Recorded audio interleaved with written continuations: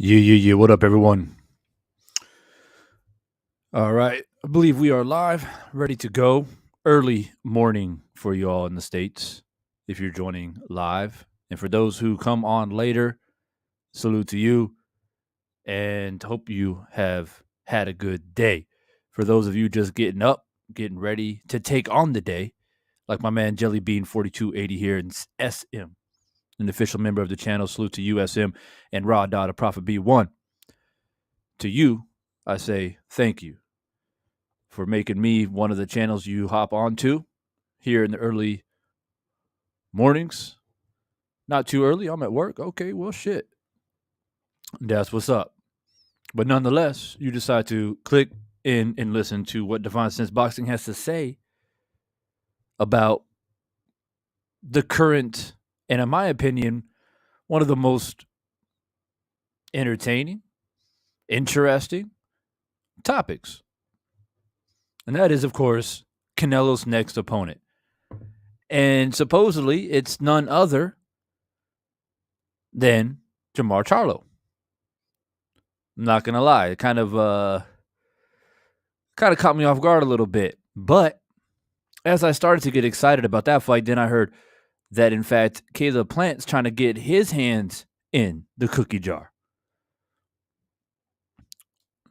G5 Gabe in the building. What's good, bro? Thanks for dropping by. I see you, bro, out there putting in that work.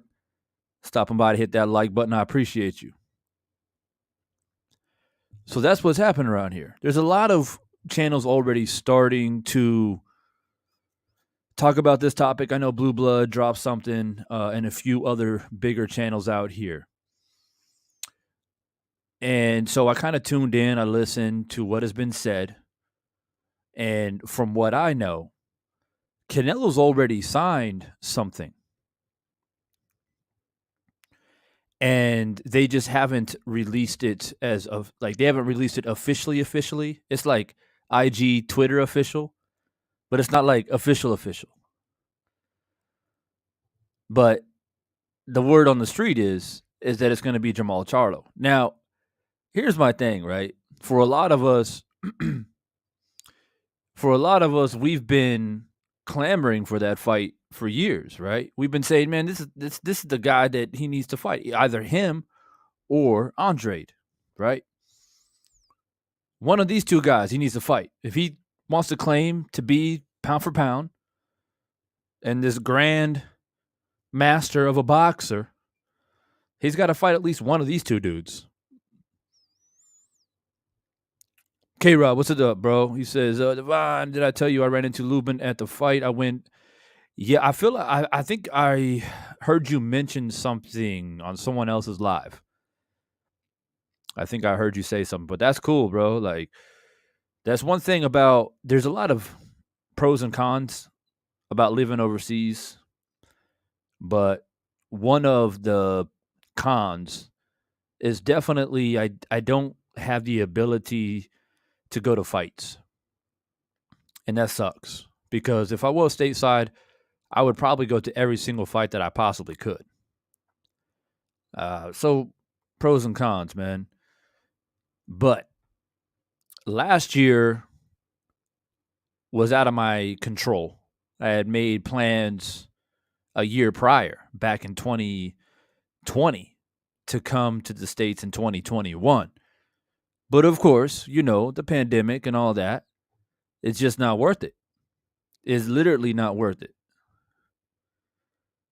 You get there, then I gotta get back, and then it's like mandate this, mandate that, and if you test positive, they throw you in a hotel for 14 days. Can't leave the damn hotel. You got to pay for the hotel up front. You got to pay for doctor bills up front. Insurance may or may not cover it all. So it's like, it's not even the money, it's the headache. And someone would probably piss me off to the point where I might get arrested or some shit. So I've been laying low. Black Alpha in the building was good, bro. Yeah. So hopefully in 2022, I can make a move and head stateside. And I would love to meet up with a lot of you guys. I know a lot of you are spread all across the United States, but when I get there, I'm going to have nothing but free time. So my plan is to hook up with those who are free and available and willing and hit up some of these fights or do some barbecues or whatever. Some people that I've known for years is long overdue to meet. And that is my plan. And I hope to do that soon. But I know time is precious and time is valuable. A lot of people at work, a lot of people on the clock. Not everybody is willing to just chill and drink coffee and listen to me go off on a tangent. So let me get the topic rolling here. And on that note, I'll get my cam rolling here. All right. Cool. Get a sip of my tea. As you can see, a little bit dark. It's night for me. Going on 8:30 at night. Let's get my tea game on. Talk a little boxing with you guys.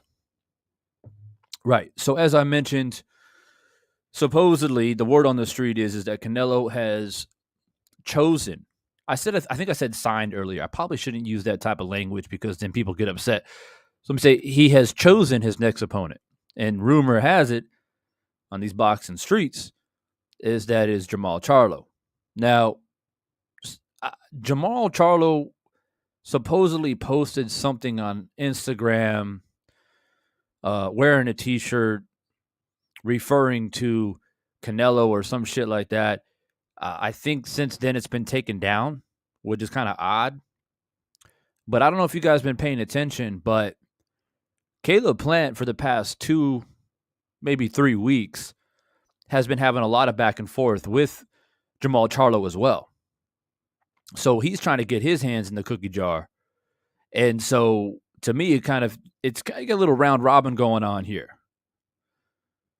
And like I said, I know Blue Blood just went live about this last night.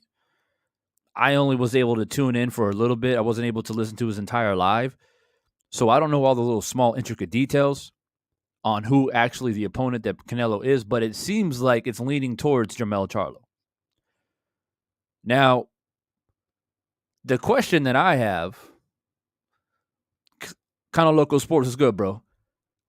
The question I have is, okay, what weight class are they going to fight at then? 168? I thought Canelo made it abundantly clear that he don't want to be at 168 anymore. I thought he was going to go on a campaign to, jump a few weight classes and take a cruiserweight belt or maybe a light heavyweight belt, 175 or even higher than that. So that would be my first question of what the weight would be. And I don't know how much interest Jermall Charlo has expressed on how much he's willing to go up in weight, if he's even willing at all. So this kind of makes me feel like we got a little catch weight situation about to happen. Very possibly. And what that weight will be is yet to be seen. And I don't know if that's, because then if Caleb Plant wants to get in the mix, Caleb Plant is not going to go down to 160, right? He's a 168er. So I guess in that regard, Jermall would have to, right? He would have to go to 168. Now, we all know his brother is fighting here soon. They had that rematch against Castano. We all remember that fight, right? As a matter of fact, I'm going to drop a prediction video about that very soon.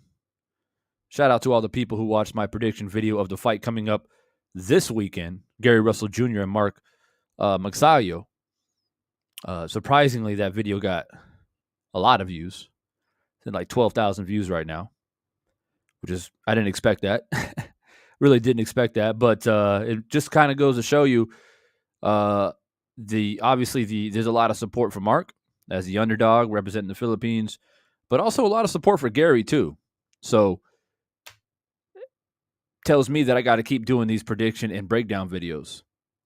But let's go piece by piece. I want to hear you guys' thoughts in the chat as well, if you're able to chat at the moment right now. I know a lot of you guys are on the move or at work. But let's break it down piece by piece in regards to just spitting off the top of the dome. Jermall Charlo and Canelo. Let's just say that they fight at 168. Let's say Jermall moves up. Do I think he's capable of doing that? Yeah, I think that he's capable of doing that. But does he have the capability to actually move up, increase his weight, and fight a guy who has been fighting at 168 longer, obviously, more distinguished, has fought guys like Caleb Plant already and Billy Joe Saunders and other bigger guys. So then it comes down to skill, right? Smaller guy moving up. He's got to fight the bigger guy, supposedly. Not saying that Canelo's a big – he's not necessarily a big guy. The dude came up from, the welterweights. But he has more experience, though, nonetheless, fighting bigger guys. You can argue. And Charlo, of course, spent time at 154 and 160. I don't think that Canelo will move down. At the very most, they might do a quick catch weight at like 165 or some shit. I just don't see that happening. I think if this fight is real talk and they're actually making this happen, then it's got to be nothing less than 168, which means, like I said, Jermall Charlo is going to have to move up.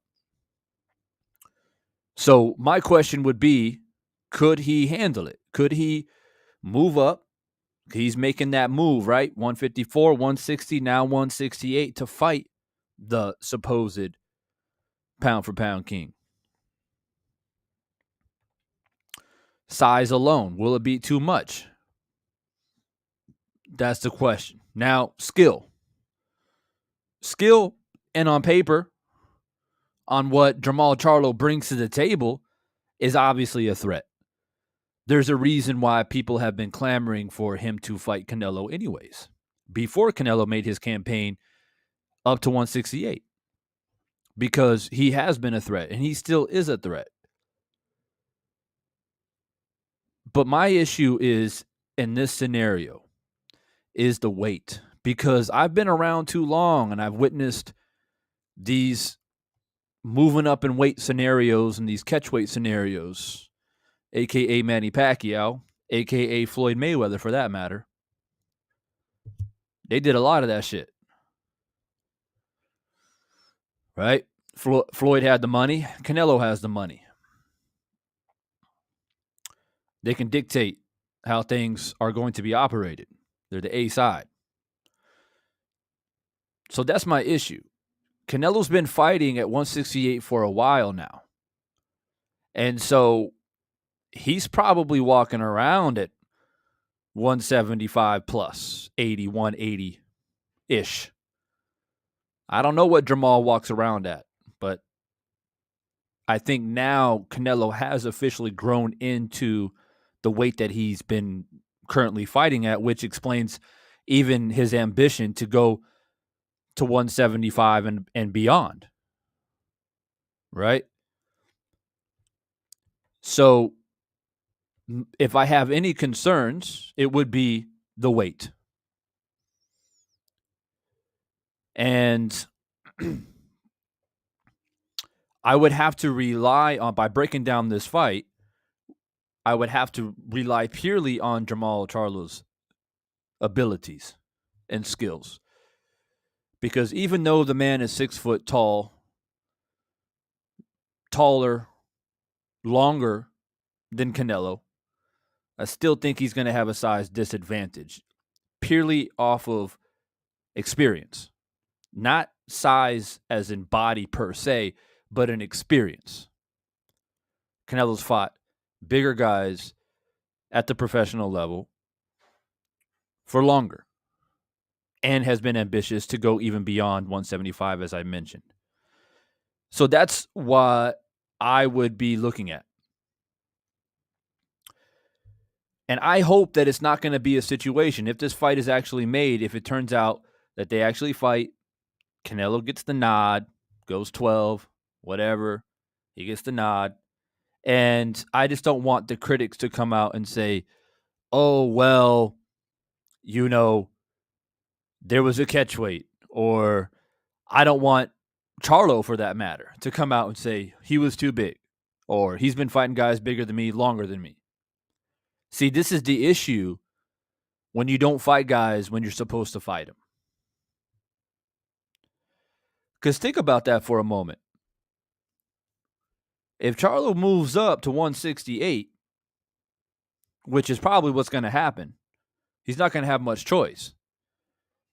And Canelo beats him, especially if he beats him convincingly. Even if another Caleb Plant scenario plays out, he's got the upper hand, right? The dude's got the upper hand. Because he'll say, well, this is the guy that you told me who you wanted me to fight. I'm not a 160-pounder anymore. I'm not a middleweight anymore. I'm a super middle and above. I gave you guys the fight that you wanted. Now, don't complain just because I didn't fight him 5 or 6 years ago. I fought the guy that you wanted me to fight. It's just unfortunate that I was moving up in weight before he was moving up in weight, and he couldn't catch up. And I was too big, too strong. Sorry, not sorry. Because I can see that narrative playing out.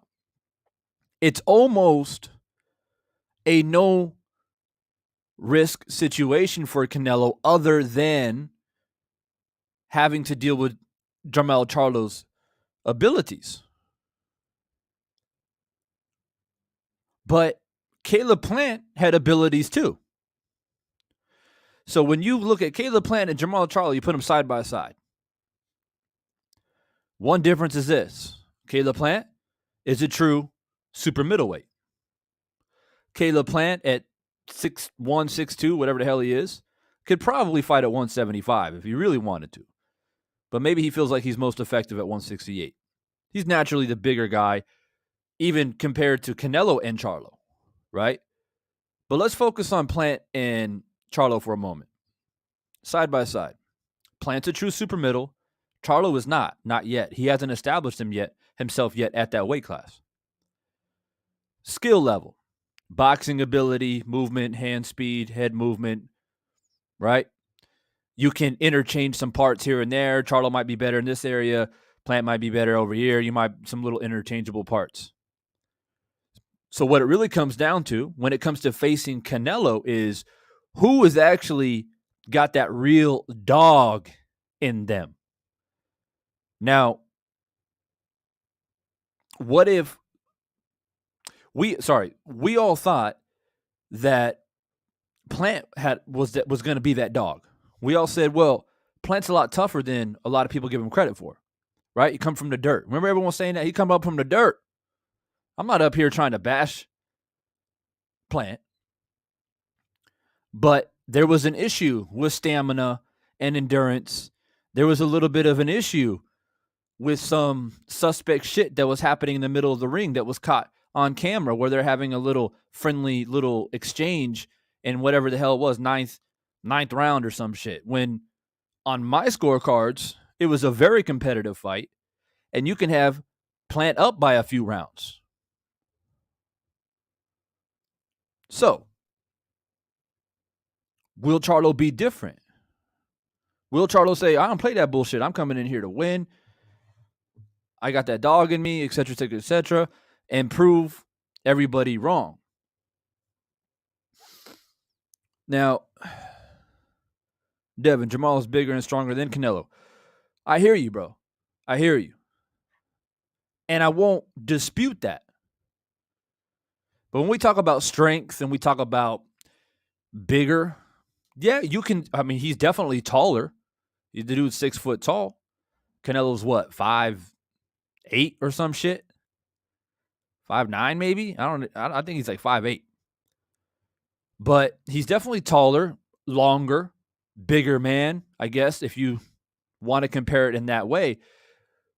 Stronger is always subjective, right? So it's like in boxing is, it's a very subjective thing. There's many different layers of strength or being strong, right? There's fighters who don't look very big and strong that are super strong, right? Can take a lot of punishment, keep moving forward, right? They got that ability to take punches, right? That's considered strength. And then you got guys can hit really hard, and that's considered strength too. It's not as black and white as it is in the real world. Like, oh, I can squat a lot, I can bench press a lot, I can deadlift a lot. All right, you're 10 pounds stronger than me, or whatever the case is. Boxing is different. There's a lot of layers to strength, so it's subjective. At the end of the day, skills pay the bills.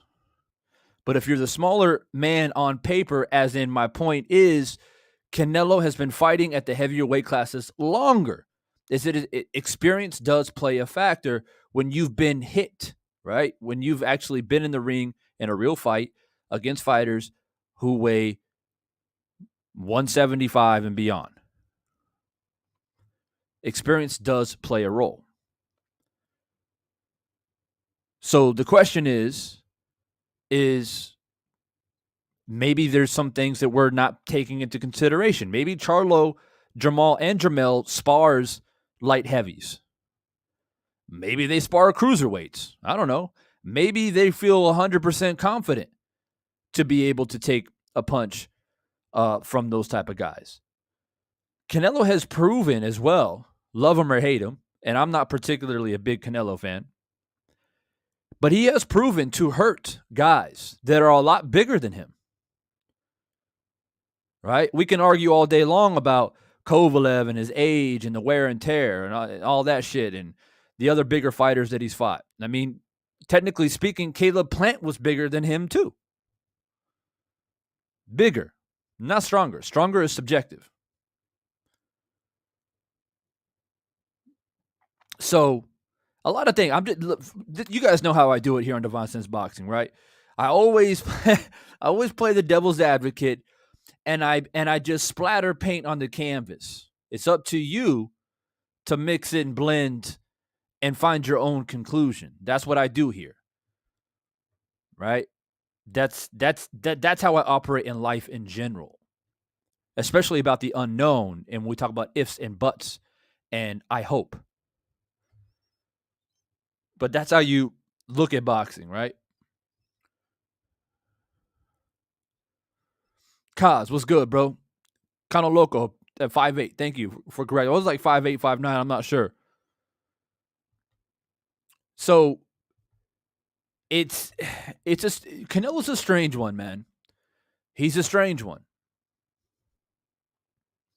You know, fighting 147, 150 catch weights, 154, 160, now 168, and now he's actually fought at 175 as well, technically speaking.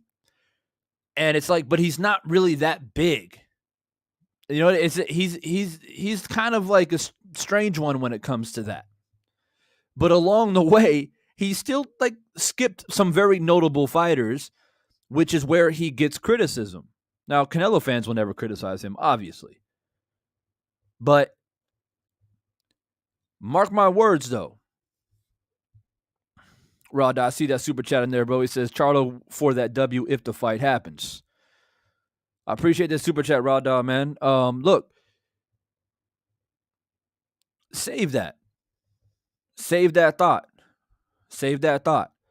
Because if this is indeed the truth and these two men are going to fight, we're going to be talking about it in much more depth, right? We're going to be breaking down the sweet science to its very roots. I promise you that. Right now, we're just throwing ideas around. And right now, I don't know. I'm not going to predict the winner because, like I said, I'm throwing paint on the canvas.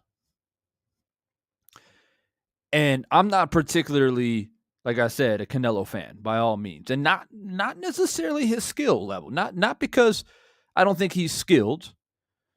I just don't agree of how he's operated, especially how he operated at 160. Because mark my words, if they fight, it's going to be at 168.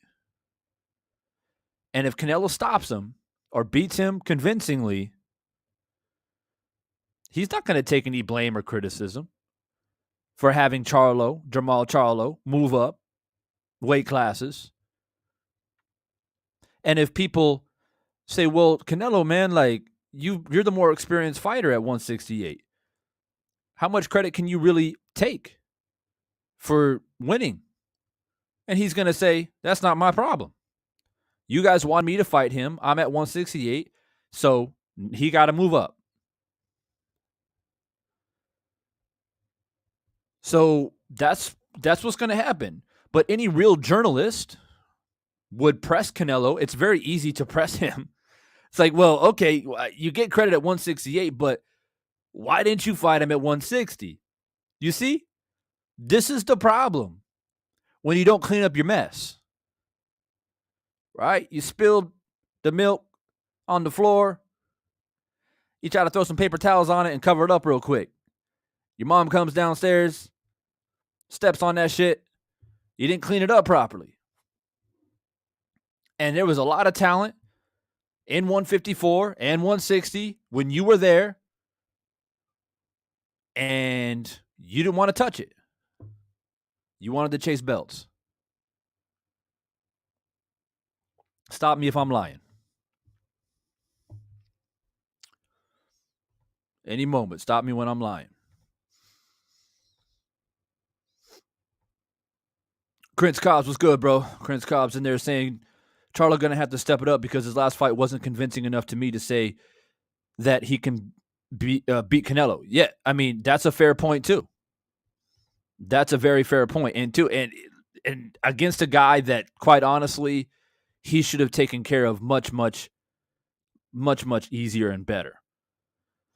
One Way Renzo was good. He says the way Canelo has seemingly eased his way throughout these weight classes makes him look like a shapeshifter. He looked comfortable in all forms.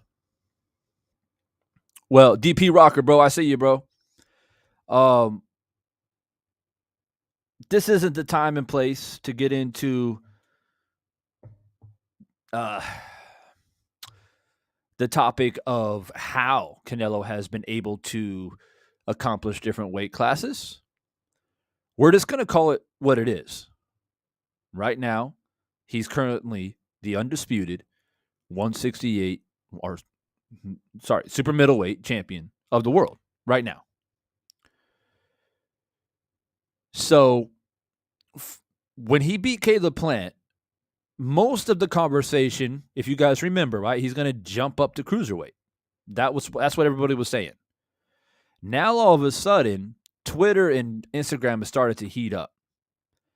And now it's Canelo and Jermall Charlo. But I see what Canelo's doing here. Oh, I see him.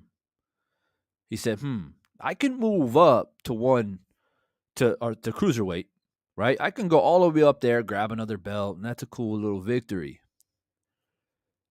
But Canelo and his team, they're more clever than what people give him credit for, right? They know that right now, whatever age he is, 32, 33 years old, he doesn't got much time, right, to be bullshitting around. So they're thinking, well, we're going to go ahead and fight these guys, Charlo, possibly Andre. We're going to fight them. We're going to fight them on our terms. They're going to have to come up and meet us here and have to sign this contract and take this amount of money and et cetera, et cetera.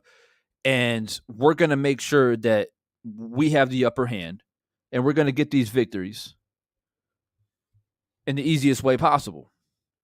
So people won't, bring that up in conversation anymore. As much as criticism that people give Canelo, even myself, on the way that he's operated his career by chasing these belts and winning these weight classes,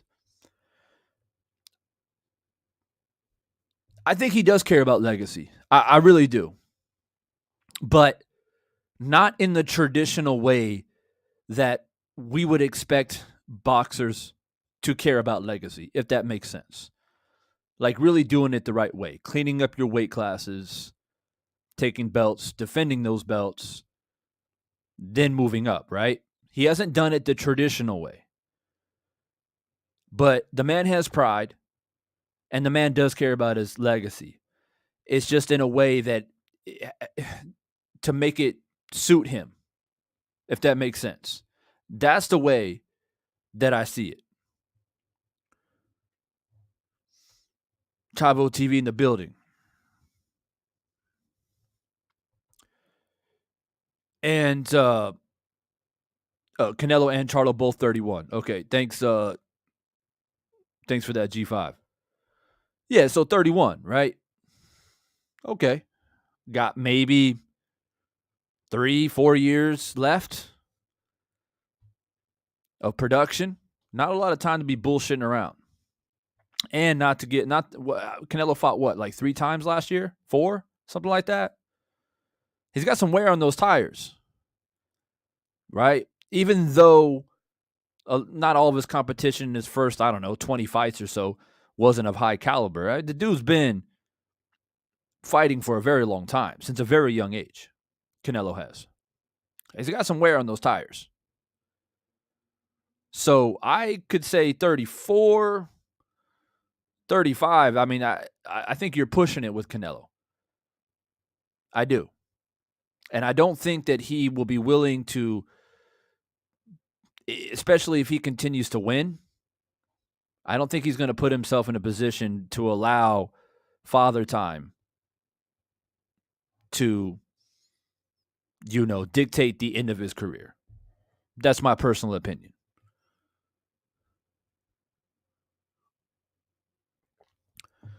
So that's just the way that I see it in regards to Canelo on how he's been operating.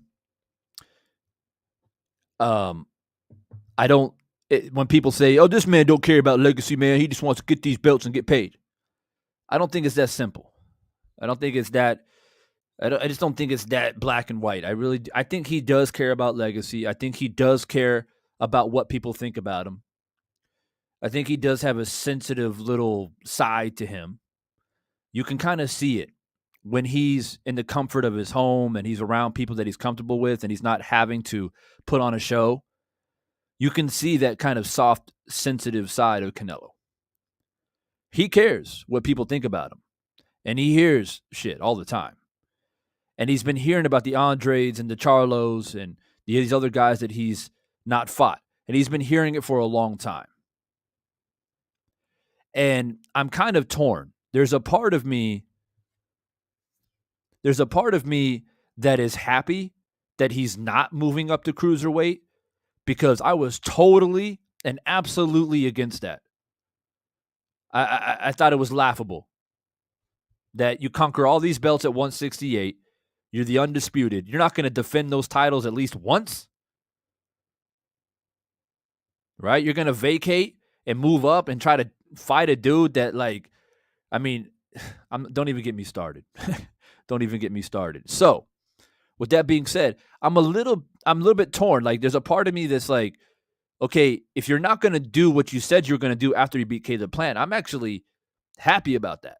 If you're going to stay at 168 and actually defend your undisputed standing at least a few times. At the very least, give me at least once before you decide to vacate and go somewhere else.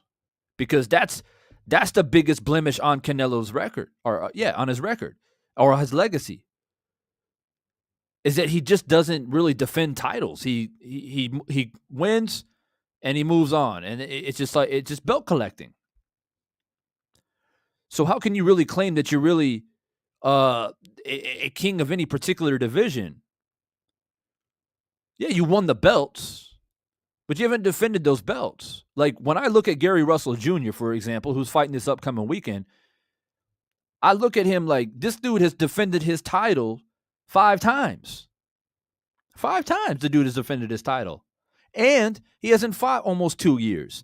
And he's still going to defend it against Mark Magsayo, who a lot of people think he's a guy that can really hurt Gary, right? He's like a live underdog.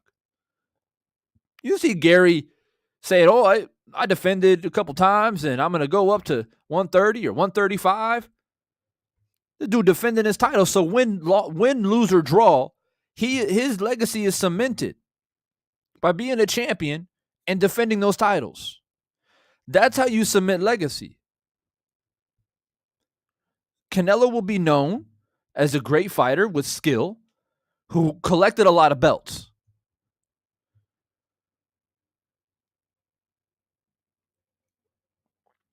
Keith James, what's good, bro? Thanks for dropping by.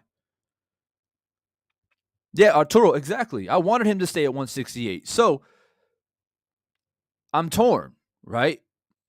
A part of me is like, good. I'm glad you're not going to go and campaign at cruiserweight, which is just beyond any understanding of mine. And you're actually going to stay at 168 now. Cool. You're actually going to defend those titles that you just won. All those titles you won. You're going to defend them. Good. But then I'm like, but it's Jermall Charlo, who I remember him mostly at 154. And he's had a few little, he's still undefeated, but, he's had a little bit of bumps in the road at 160. Now you want him to go up to 168 to fight Canelo, who's now been at the upper weight classes now for his last 5 or 6 fights? Who's supposed to be one of the, or if not the pound for pound best? So I'm like, okay. But Canelo has positioned himself very, very interestingly and very clever. Because he's going to fight a guy that people have asked him to fight. But it's not going to be at 160 when they should have fought 5 or 6 years ago. But he's still going to fight him.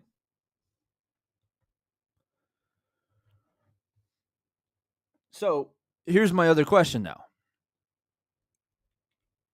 Now that I've got a little bit of the talk about Charlo out of the way, here's another reason why I'm torn. Once the fight is officially announced, right now it's word in the street, right? It's Twitter talk, it's Instagram talk. Canelo and Jermall Charlo, right? Once it's officially announced and signed and okay, where can you watch it, how much it's going to cost, and promotion, everything signed, sealed, and delivered, right? No contract hiccups, everything's good, both fighters signed. Then, obviously, that's the fight we're going to talk about. But as of right now, from what I see, it's not that yet. It might be close, but I don't think there's no pen to paper yet. So, with that being said, I feel a little bit torn about a few other things when it comes to the topic of Canelo, the 168-pound division, and this whole scenario. In my personal opinion, and there might be some people that don't agree with me.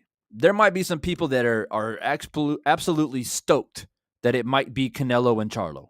Now, am I going to watch the fight? Hell yeah, I'm going to watch the fight. Am I going to make predictions and break down videos of the fight? Absolutely, I'm going to do it. Am I going to get excited? Yes. Am I going to buy it? Yes. But is it the fight that I would choose, that Divine Sense Boxing wants to see at 168?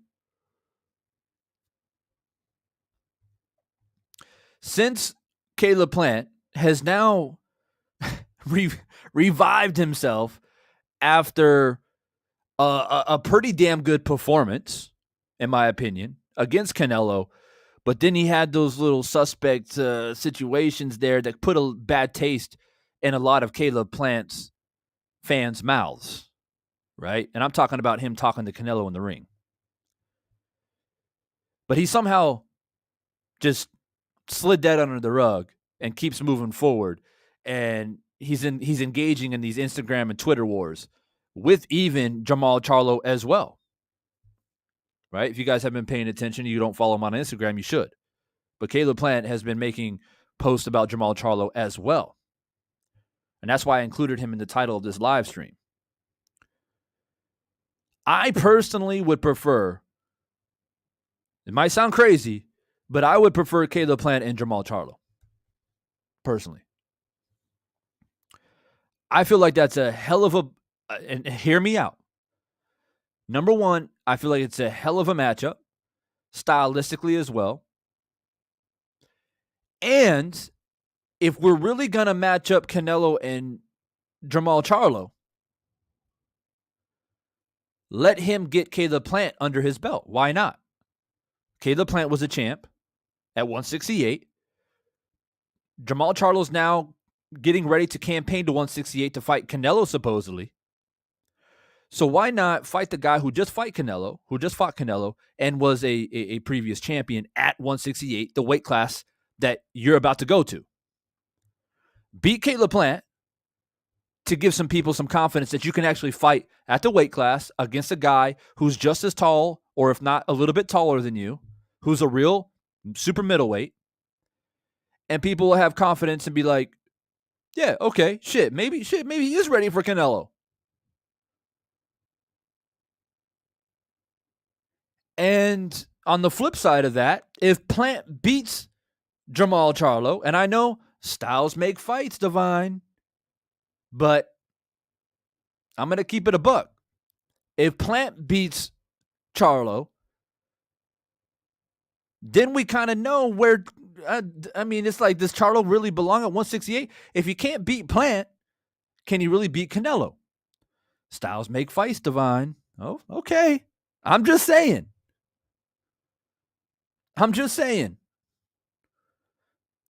But if Plant beats Charlo, in my opinion, he deserves a rematch with Canelo.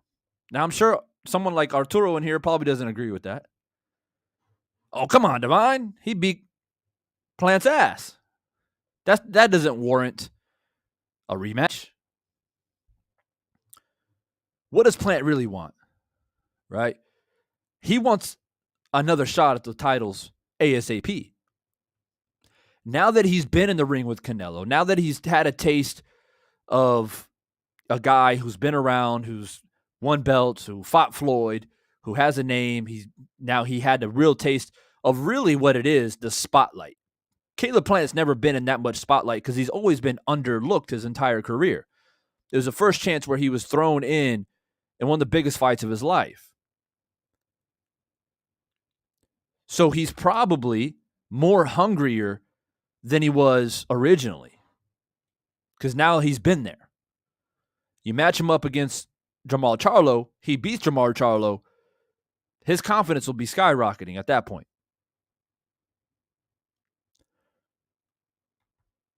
So I just want to throw that out there, because nobody's really, right now it's like, oh yeah, Canelo and Charlo. Okay. What about this though? Now, here's something else to think about. Trick boxing was good, bro. Think about this now. What about David Benavidez? Why is everybody sleeping on Benavidez?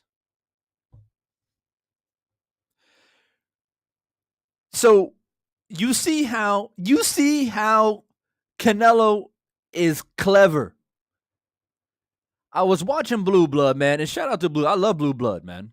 I appreciate the work that he's done for the sport of boxing. But I was watching his live stream, and they were talking about Canelo and Charlo, right? Hyping it up. Cool. And I'm reading the comments.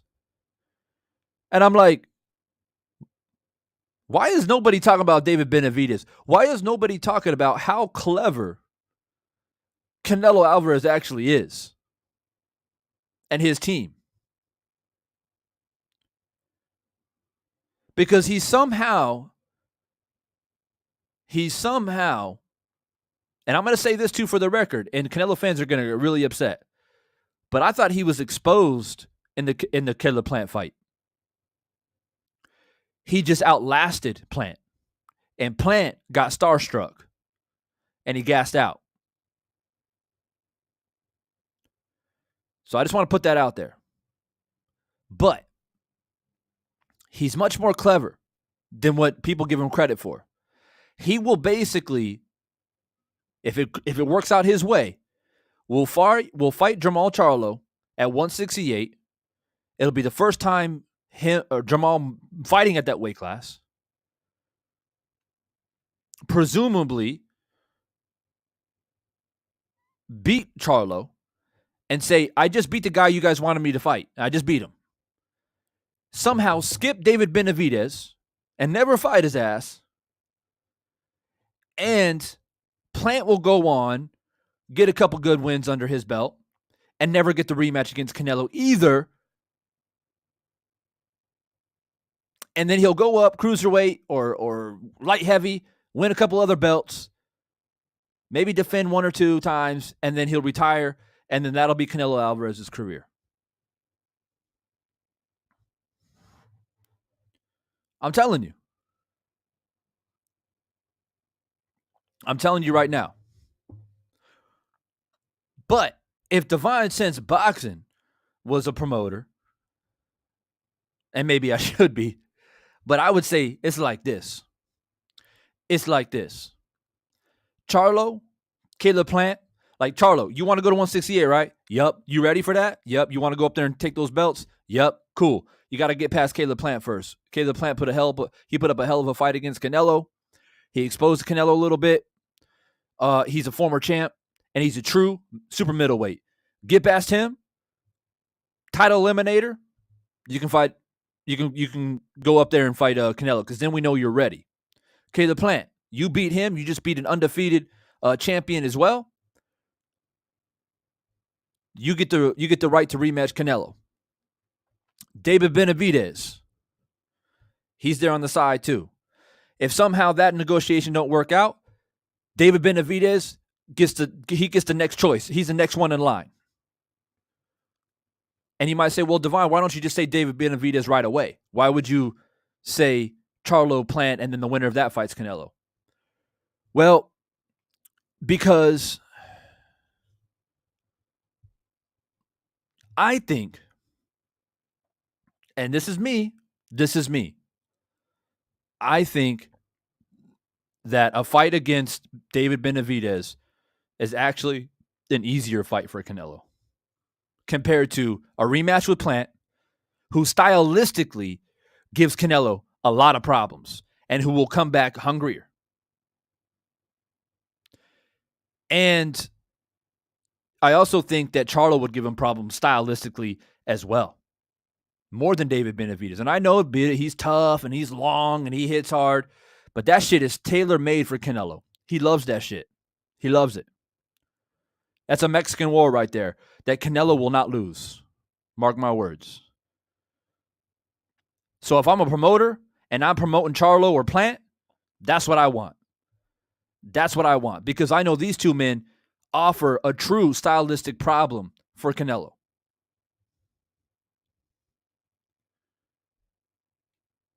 That's my opinion. Now, another scenario to throw out to you guys. Another scenario. Why not go ahead and get Plant and David Benavidez in there? Why not just get that done and dusted? That fight's so easy to sell, by the way. That fight is so easy to sell. Maybe not quite as good as Charlo, but you can definitely sell that fight. They got bad blood. They got history. It's a great stylistic matchup. Get that fight in. Winner of that fight's Canelo. Charlo, you got to wait. You got to wait until see what happens over here amongst the real super middleweights. As a matter of fact, once you go avenge yourself at 160 one more time, because your last performance wasn't all that great. So once you go over there and take care of that business, look good against a credible opponent. In the meantime, let's see what happens with Plant Benavidez. Winner of that fight's Canelo. How about that shit? How about that? I need a bell in here. Ding, ding, ding, ding, ding, ding, ding. That's what I need in here. That's what I'm going to buy next. A fucking ring bell. That's how you promote these fights. That's how you get fans excited. None of this like, oh, it's Canelo Charlo. And that's what everybody's talking about right now. Oh, yeah, Canelo Charlo. Yeah, Charlo's getting his chance. What about David Benavidez then? What about that guy? That guy's been chopping away at the timber for years now trying to get Canelo fight. Oh, but Divina don't sell. We talking about it don't sell. That's a Mexican war. When do two Mexicans get in the ring don't sell? You got Mexico right there, and you got 500,000 pay-per-view buys right there. Just Mexico. Boom. David Benavidez, Canelo. Boom. It's automatic. 500,000. Bam. You get it. You can get another 500K of Canelo fans in America as well, and or Benavidez fans who actually has a pretty damn good fan base himself. Believe it or not. Sell that fight. Winner of that fight's Canelo. That's what I like. Plant Benavidez fights the winner of winner of that fight's Canelo. Title eliminator. For all of Canelo's belts. All of them. And if Benavidez is who we think he is, he should get Plant out of there too. And if you're Benavidez, you want to get Plant out of there better than what Canelo did. Because Canelo, in my opinion, was getting exposed early in that fight. He had to work into, and he had to use his experience to put himself in position to win that fight and finally get the stoppage.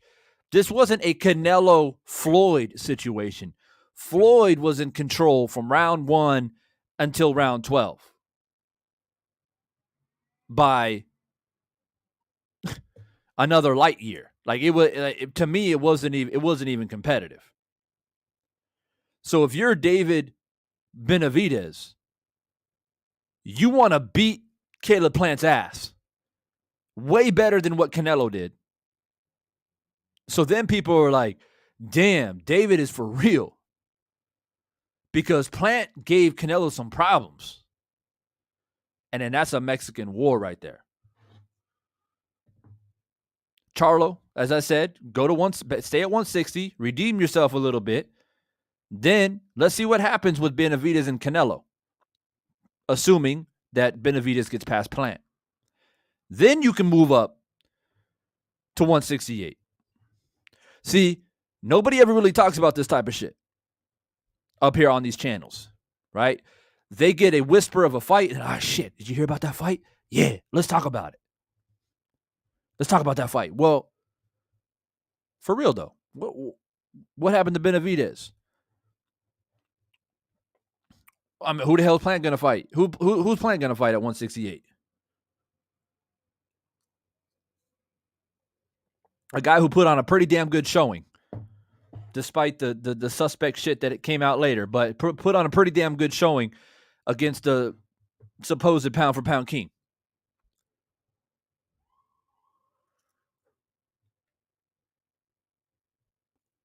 Arturo, it's way past due. Plant versus David B is way past due. Yeah, and Andre's there too. So, yeah, there you go. How about that? My man Arturo just called it. There you go. That's how it should be. Right there. Right? You ready? David Benavidez, Caleb Plant, winner of them, fights Canelo. Canelo gets an opportunity to defend his belts, which is a big criticism about him. Right? And not only is he going to defend a belt, he's going to defend a belt against, you can't lose in the type of opponent that you're going to defend it against. You're either going to defend it against Plant, who you already beat, who did a good showing against you, or you're going to defend it against David Benavidez, who you would assume whoop Caleb Plant's ass. So it's a win-win for Canelo. And he has an opportunity to defend his belt. In the meantime, Charlo and Andre, let's go. Winner of that fight moves up to 168. Conquer a new weight class. We'll see then who's really hungry between Andre and Jermall Charlo. We're going to see who's hungry then. And in my opinion, Andre, is way hungrier is way hungrier than Jermall Charlo, in my opinion. Andre strikes me as a dude is like, yo, all you got to do is get past this dude, and then you got Canelo. And he'd be like, bet. Let's go. Where's the contract at? That's the type of guy that Andre strikes me as. Similar to Ennis in the welterweight division. Similar demeanors. Logic. This is a good point from my man Logic. It says PBC has Plant, Benavidez, and Charlo all in PBC. If Nello Mal next, Plant, Benavidez only logical fight to make at 168. Yeah. That's a huge point right there, Logic. That is crucial. That is why it's almost criminal to not make the Benavidez Plant fight. It's insane. And I know that some people have said that, Benavidez supposedly is struggling to make 168 now. So do a damn catch weight then. I don't give a fuck. 172. Let's go. 172. Catch weight. Plant can make it.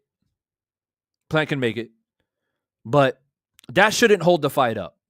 That should not hold the fight up. Because David B and Plant, they had blood. They've had bad blood for a long time. If he has to make a weight, some type of weight, he'll make it. Now, if he's struggling to make 168, that will benefit Plant in a real fight, though. Like, real talk. That'll benefit Plant because Plant looks very comfortable and pretty damn healthy at 168. And he's been there pretty much, if I'm not mistaken, his entire professional career. And he's never had trouble making weight. So, yeah, PBC, get your act together. Seriously. My man Trick Boxing says Canelo and a lot of his fans don't want him to lose again because the one loss to Mayweather is what makes him, if he loses to Charlo, it will tell us all what we've been saying. Yeah, and I think that Charlo, don't get me wrong, I think Charlo has a very good chance to shock the world and beat Canelo. I want a better setup for him. I want a better path for victory for Charlo. Redeem yourself. I'm going to say prove yourself because he's already proven himself as a fighter, as a boxer, but I still got to talk about redemption because he didn't look so good in his last fight. That's why I'm saying Andre Charlo, let's go. That's the fight to make because that's really going to show us what Andre's really made of and what Charlo's really made of. Then there is no question. You won't hear any question from Divine Sense Boxing after that. Because after those two men fight, there is no more room for question of if they should fight Canelo or not. It would be automatic. It'd be like, yep, shit, Charlo just won. So he about to go whoop Canelo's ass. Or Andre just won, and he's about to go whoop Canelo's ass, just like Andre been saying he's going to do ever since he walked in on his press conference. Right? So this is why I do these live streams. So I got my canvas, and I throw my paint. I splatter my paint on my canvas, and it's up to you guys to blend, mix, and create your masterpiece on how these fights are how they should be created, and in your mind, like the best possible fights. Then we add the small little highlights to our beautiful masterpiece, all the shadowing, make it real nice. Once the fight is actually signed, sealed, and delivered, we put our final points in our predictions. But right now, it is paint splattered on the canvas. And this is why I do what I do. Mangus Allen was good. My man Angus says he got Canelo stopping Charlo late.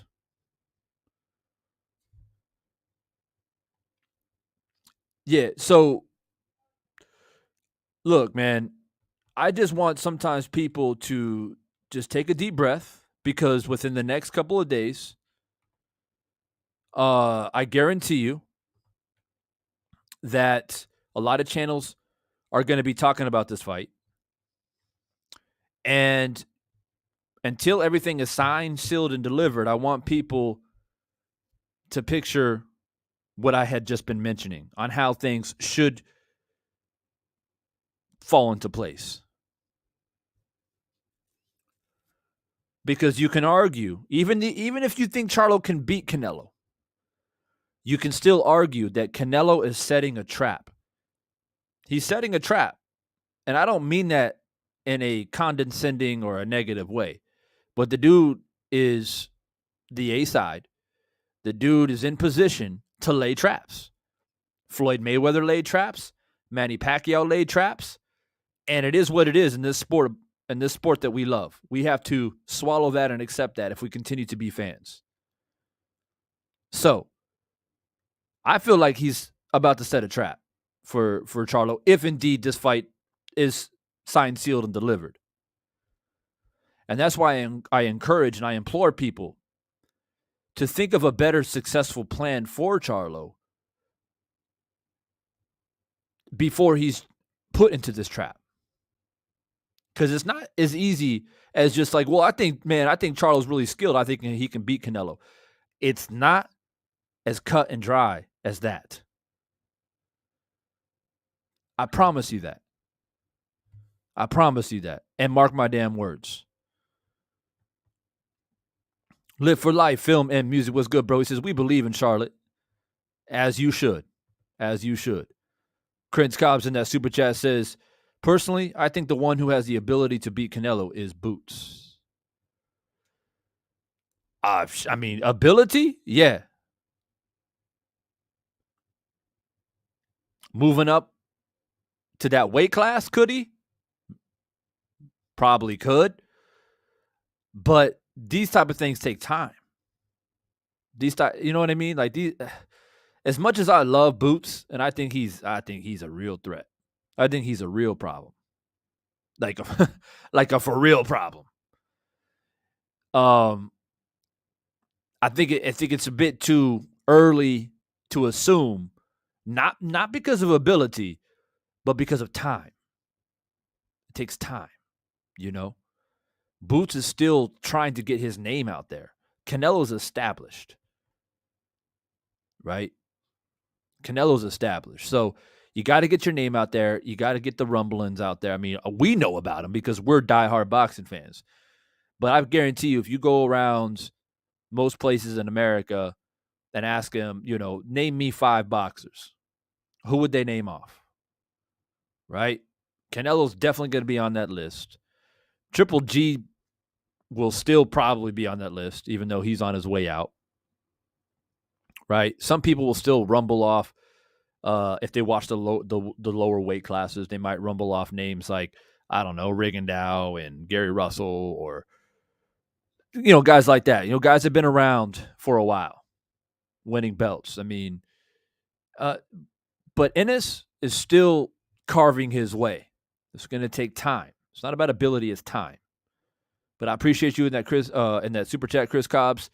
I probably need to make a whole other live stream and or video upload about Boots and his abilities and why he is a serious, serious threat in the welter and super welterweight divisions, aka light middleweight, however way you classify it, because they would fucking change it. But yeah, how he's a serious threat and how he can also easily move up even all the way up to 160. And I think he will in his career. I do.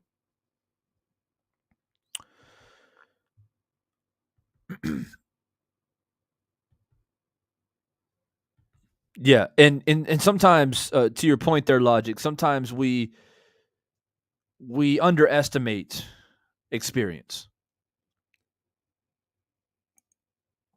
And I would say in Mayweather's probably last 7 or 8 fights of his career,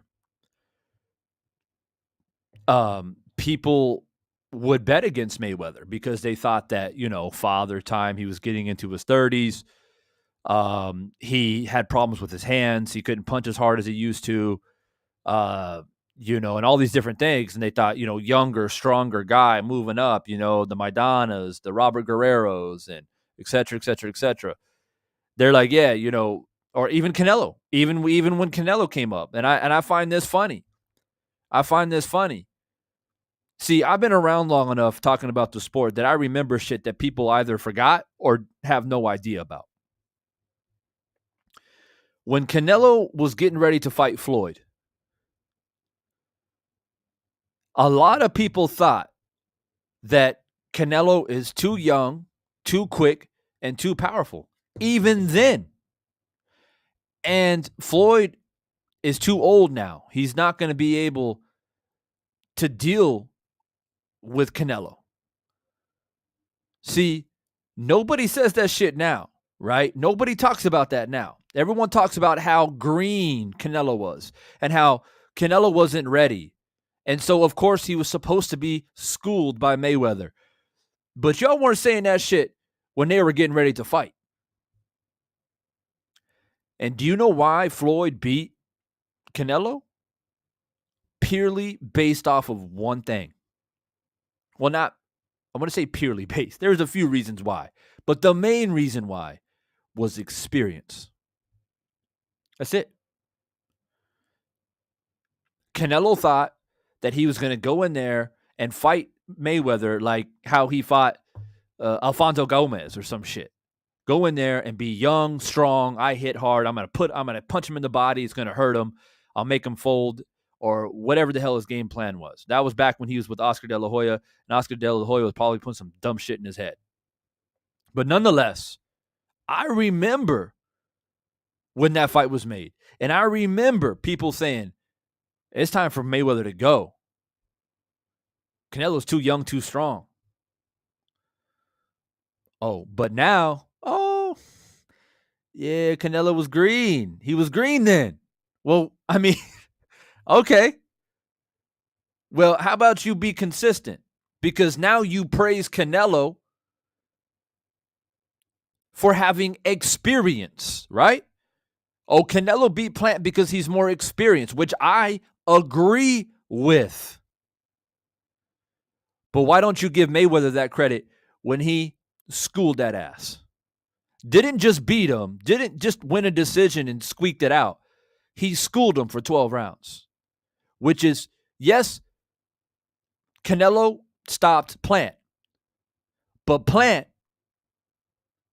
won 3 to 5 rounds of that fight. Clearly.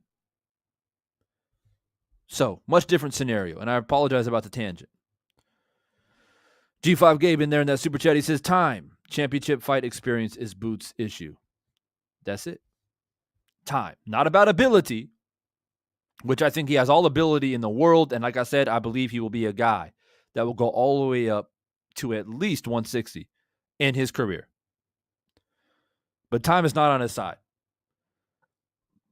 Canelo's got a lot of fish to fry, and he's got his own legacy problems to deal with to figure out how he's going to cement it before he finally hangs his gloves up, which in my opinion is going to be in the next 2 or 3 years.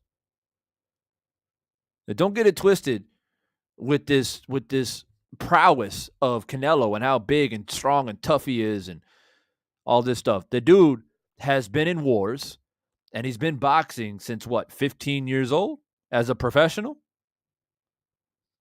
Despite the fact that early in his career wasn't against the top quality dudes, but nonetheless, the guy has been in a lot of fights. And I just don't see him being around too much longer.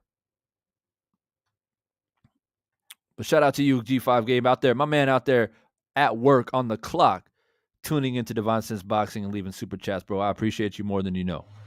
And by the way, I've been tuning in to a lot of your lives, bro.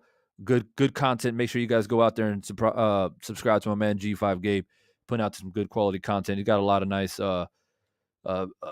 people out there with some good knowledge. on his channel as well, chopping it up with him.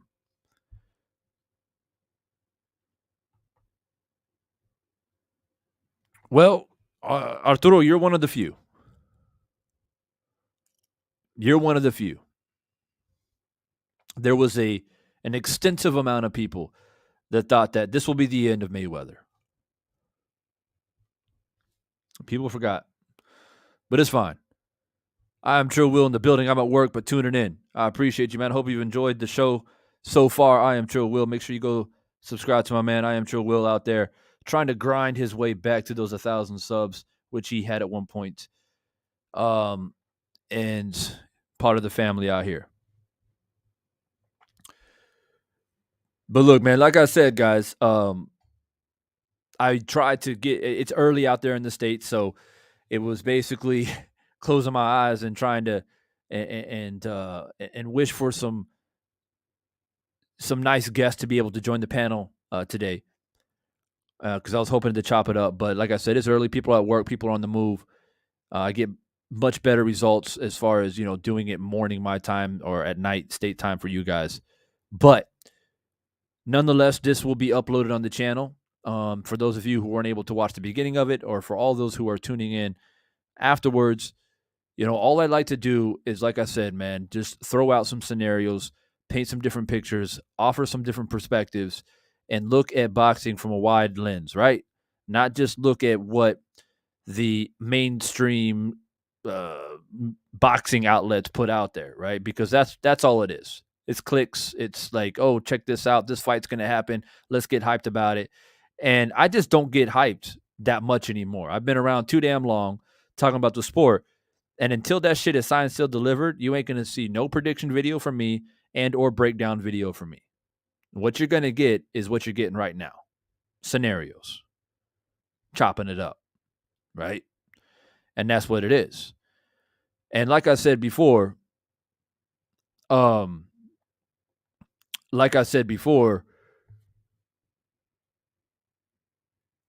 the Charlo and Canelo fight actually does happen, am I going to tune in? Of course. Am I going to pay for it? Of course. Am I going to do a prediction video? Of course. But is it my first pick? Is it like that fight that I want to really see? No. I think there are a lot of other fights that could be made that are not only lucrative, but make more sense to set up a successful path to actually face Canelo and actually dethrone Canelo. And if you're not a Canelo fan, you should be attracted to that idea. You shouldn't be attracted to the idea of just throwing somebody into the lion's den. And it's not, oh, well, Charlo doesn't match up with Canelo talent-wise or ability-wise or whatever the case is. No, it's like what I said. It is setting traps. But when you organize the right fights, you make a clear pathway for success, an honest attempt at success, a.k.a. Charlo Andrade, a.k.a. Benavidez, and Caleb Plant. Those fights need to get made. Canelo ain't that anxious. The dude fought 3 or 4 times last year. The dude ain't that anxious. The fans want to see him, sure. The fans want to see him defend belts or the fans don't care what he does as long as he shows up on TV. Let's be real. But he's really not that anxious. PBC can make Plant Benavidez no problem. No problem if they really wanted to.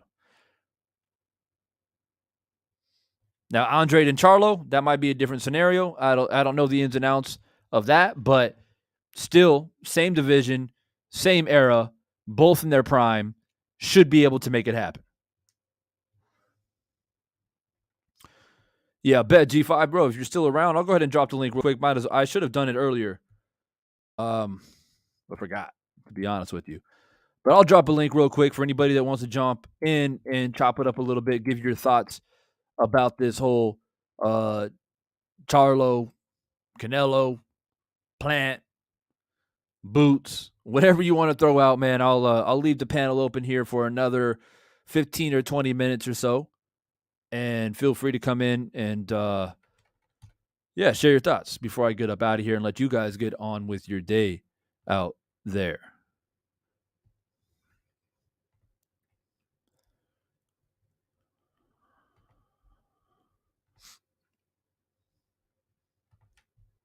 Yeah. So, sorry, I just got a text message. Just reading that through real quick. For everybody that tuned in to listen to my thoughts, I appreciate you. Like I said, man, I understand that it's a little bit early out there for you guys. Most of you guys are at work, I would assume. But unfortunately, it's just the only time that I can get up on here, man. So I saw a lot of people start to get hyped up about this fight. So I thought, okay, everyone's getting hyped, but let me put my thoughts in on here about this, man, because I still feel like there's some other fights that can be made and should be made, in my honest opinion. So that's why I wanted to come out here and share it with you guys. But I do see my man G5 in the background here. Going to throw him in here so he can leave his thoughts real quickly. G5, what's good, bro? Divine, what's going on, man? Salute to you, brother. Hey, man, I was trying to get a hold of you. I know the time, my bad, background, no, the time difference or whatever. I know you in Charlo, and I was like, soon as you probably left or got off, I had opened the panel up. I didn't want dudes to be drowning out the queens when they want to cook, because sometimes they don't really get to speak their mind, you know what I'm saying? So I try to give them just an open platform to where they ain't really got to have all this fluff and, battle with a man on the panel type shit. So that's all pretty much that was, try to give them respect so they can, speak their mind freely, you know what I'm saying, feel comfortable, and then bam. Soon as after that, I opened it up and we rocked it. I said, damn, Divine gone, because I wanted to let you get on up there. But it's all good. Yeah. But I agree with a lot of your sentiments, man. Like, I don't feel like Charlo should leave 160 until you fight Andre. Like, I don't give a damn about what happened with you and your brother and Andre. Me, if you was my twin Divine and Andre did that to you, I want to whoop his ass 2 times for myself and for you, since you pulled out and made people lose money on sparring partners and training and things of that nature. That makes me want to fight you even more. And I've even said on my channel, Canelo loves belts. He loves those colorful things. You have to make yourself more of a interested target. Get another belt. That gives him something else that he might even attempt to come back down to 164. Because I don't think if he wants to go down to 160, Triple G will fight him no problem. You know what I'm saying? Triple G will fight him again. Yep. So if you fought Charlo and you beat him and you got 2 belts, and then you fight Triple G, yeah, you'll be unified right then and there. Then you got the WBC franchise at 160. You know what I'm saying? So I look at stuff like, don't leave. It's still food on the plate for Charlo. So if anything, you should have fought Andre at least 3 years ago, if you want to be technical about it. So all this hoopla, and I'm a Texas guy. You know, I feel like a lot of people dug Andre, and there's stuff out there that people know about Andre that we might not know about. That people like ducking him for a real reason, and I didn't expect that that response from Canelo when Andre went to the press conference, when Andre was trying to be respectful and was like, "Yo, like, can we get it on? Like, what's up?" And Canelo just straight up disrespected him in front of everybody, and trying to play that card where you haven't fought nobody and you just want a payday. But you see, that's the thing about boxing, right? Sometimes you can say that as a champion. Like, I don't want to fight this dude because what's in it for me? There's no reward. This dude hasn't fought anybody. But other times, there's a reason why certain fighters are not fighting people, because dudes don't want to fight them. Dudes are ducking them. Right? So it's like, you can't just play that card every single time. Now, the people that know boxing, they know that Andre is a threat. So that's why they came out in arms to defend Andre when Canelo disrespected him. Right? Because it's like, how do you disrespect the dude that is a serious threat, and we know that he's a threat? You can't pull that past our eyes. Now, Charlo and both brothers, for that matter, have openly criticized many other fighters, including Canelo, for collecting belts and not fighting certain fighters. So don't be a hypocrite. Don't duck Andre then. Right? And this is what we talk about on these channels all the time. And this is why we say we get abused as boxing fans. And this is literally why. Jermall Charlo, as gifted and talented as he is willing to jump out of the 160-pound division to go all the way up to fight the cash cow, to try to get that payday. It is what it is. Yeah. Just like Plant. Plant didn't have to fight Canelo. Plant could have said, "Now I got some business over here with Benavidez. Like, I don't like this dude. They got some bad blood. Them two do. That go, I think, way back into the amateurs, if I'm not mistaken." But he wanted that payday, and he got it. He got a hell of a payday, Plant did. Now, okay, he got paid. Respect. All right. And he's got that sad story with his daughter passing away and all this different stuff. So, but it's like, it's hard to be consistent as boxing fans when these fighters continue to repeat this same type of behavior. And for me, it's a little bit irritating. As much as I love certain channels out here and what they do and the type of work that they put out, sometimes it's irritating because you're hyping up a fight that really shouldn't be hyped up. And it's like, okay, yes, a lot of us want to see Canelo lose, just like a lot of people wanted to see Mayweather lose, right? But there are certain people and certain channels that have a standard.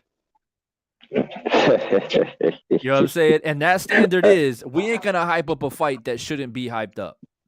Now, initially, I was excited for Canelo and Plant because I thought that Plant was stylistically going to be a serious threat. And he ended up being a threat early part of that fight. But if I had to choose, if Plant's promoters came forward, if PBC came forward and did a poll and said, who would you rather see Plant fight, Canelo or Benavidez? I would have voted Benavidez every time. Because once again, the point that I was stating earlier to the chat is that you got to establish yourself first. You got to give people confidence that you can actually step up to the big stage, because Plant didn't lose the fight because he wasn't skilled enough. He lost the fight because he was starstruck. He was in the moment, and he burned out, he gassed out, and he got dropped. That's what happened. And that's because he didn't take those necessary steps, like fighting a Benavidez, beating Benavidez, and having that confidence to step into the ring to fight a guy like Canelo, who's been in the spotlight for a decade, if not more. I totally agree. I think that's like if you're a football team and you the damn Jets and you've been playing the Jaguars all season. If you go play the damn Packers, it's a different level in the damn skill and the camaraderie of the team. Like, you need to have some experience and being battle tested. So when you do get somebody that's on your same level, you know how to go in your bag and, have an answer for something that they throwing at you. Because if you haven't seen it or you haven't been in there with a person that can make adjustments on the fly and say what you want about Canelo, he can fight his ass off. Yep. You can say, about the WBC, the clenbuterol, he probably dirty or whatever the case. If you remove all that, the man still has skills. You know what I'm saying? Oh, yeah. I'm not the biggest Canelo fan, but I respect boxing first. And I'll never say that the man can't fight or he doesn't have skills. He can whoop a lot of people ass. He probably can beat everybody that we're talking about. Let's just get that quite frank and honest. He probably can beat Charlo, Andrade, and everybody. You know what I'm saying? I don't doubt that he could, but it's not a foregone conclusion that he will. But based on his experience and the way he's moved, you could say he had dibble dabble fights here and there, or whatever the case might be. But he is staying active. You know, whether we like it or not, he is active. And when you're an active fighter, you are at your best, because that's like somebody that works out every day. If you go to the gym and work out and you constantly do it, your body isn't more in tune and more in rhythm. Yep. It's called muscle memory. You know what I'm saying? Charlo's been on the shelf. You know what I'm saying? He's going to have some type of ring rust getting in there. You can spar every day and have great sparring sessions or whatever. That's not a real fight. You know, so a lot of that means something. And, you know, I don't agree with all Canelo's moves, but hey, he's fighting, man. Whether I like it, love it, hate it, or feel some type of way about it, the man is fighting. And nobody can say anything or take that away from him. He is undisputed. Whether we like the way he went to get it, it is what it is. He has it. So now, Charlo's been on the shelf. Now, what are you going to do? I would much rather fight Andre before I fight Canelo. That can help you get some ring rust off, and you can potentially get another belt. And you make yourself a bigger name, a bigger draw before you move up. Yeah. You know, it's not like you're a big pay-per-view star, because you and your brother had a joint pay-per-view and it didn't do well at all. So it's not like you headline the cards by yourself. So, I mean, if you look at the trajectory of Jermall and fight for Undisputed and where Maul is, your little brother is laughing you right now in forms of pushing forward in your career, you know what I'm saying, trying to be undisputed and the best fighting the best. Your brother has took off on you, y'all. If he's on Neptune or you on Neptune, he on Jupiter. He on a whole nother planet, because you've got Montiel and people like that. He's for Rosario, you know what I'm saying? And he's fighting the people that got belts. Yeah. So it's like, hey, you got to get on the same page your brother on, you know, chasing those belts. And if you do that, that means you will be trying to fight Andre like yesterday. So I agree with you. Damn near everything you just said, because I've been thinking that myself, like, why go up and leave Andre on the table? You know, if you go up, what if they make you, you know, they strip you of your belt. Now you got to come back down if you don't like 168, and then you have nothing to show for it. Yeah, but it's like what I said, though. If you fight Andre, number one, you're not going to get the same payday. Number two, it's a risk. It's a risk. It's a big risk. And if you lose that fight, then you're in the same problem that Jermall is in when now he's got to rematch Castaño, right? So anytime you got a rematch because you lost, it sets you back a little bit, right? But if you fight Canelo and lose, you don't really lose. You get an L on your record, but you don't really lose. You're going to cash out, and you'll say, oh, maybe 168 is not for me, so I go back down to 160. We good at 160. But check this out. Imagine you go up to fight Canelo, you lose. Then you go back down to 160, and then say, okay, I fought Canelo, so I think I'm ready for Andre. Now, Andre, since you've been chasing Canelo, he got another fight under his belt, so he's even more polished. And then Andre whoops your ass. Now you got 2 losses in a row. Right. When you could have avoided and fought Andre now and potentially go ahead and beat him and then go up. Then you can say you're a 2-time unified champ, 2-division unified champ. You know what I'm saying? So you want to add on accolades as well as fight the best fights. A lot of people get it mixed up. They want only accolades, but they don't want to fight the best fighters to get them, you know, which is, that's one of the problems in boxing and boxing media and boxing pundits who have power and control have watered the sport down by allowing fighters and giving them this cupcake ass walk to a championship fight. and then they get in there with somebody else who's way more experienced and a whole lot better, and then they get their ass whooped because you manufacture the champ rather than letting him earn it. It's a big difference. Some people have just a training wheel path to the championship. People like, bro, he got fought these people to get 3 belts. Come on, man. You know, so and I'm assuming that you've been watching boxing for a while. And I'm going to say this, and I'm sure you agree. How many times have we seen that in boxing? How many times? Too many times. Getting all hyped up about a certain fighter, and then they bite off more than they can chew. And they get their ass whooped, and then it's a downward spiral. Let me remind people what happened to Adrian Broner. All of that talent, all of that skill, all of that hype. And some people say, oh, well, Divine, man, he fought Maidana. He could have had his gloves loaded and this, that. Okay. What?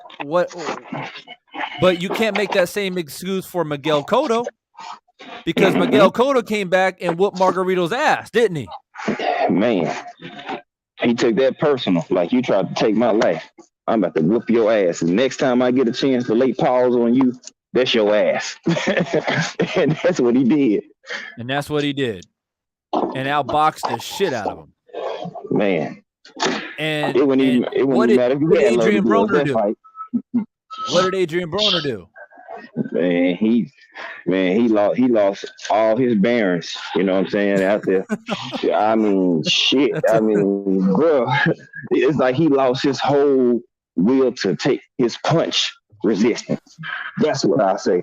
It's like Maidana knocked his punch resistance out. So that's what made him gun shy. He think about the Maidana fight every time he get in the ring. That's why he don't want to let his hands go. They're like, no. I was like, no. Maidana changed his outlook on boxing. Made him a completely all defensive fighter. You know? And because Broner used to let his hands go.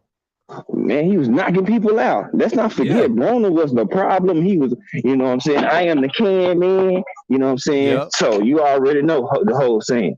So it's like, bro, he was actually knocking people out. Everybody was like all high on him and everything.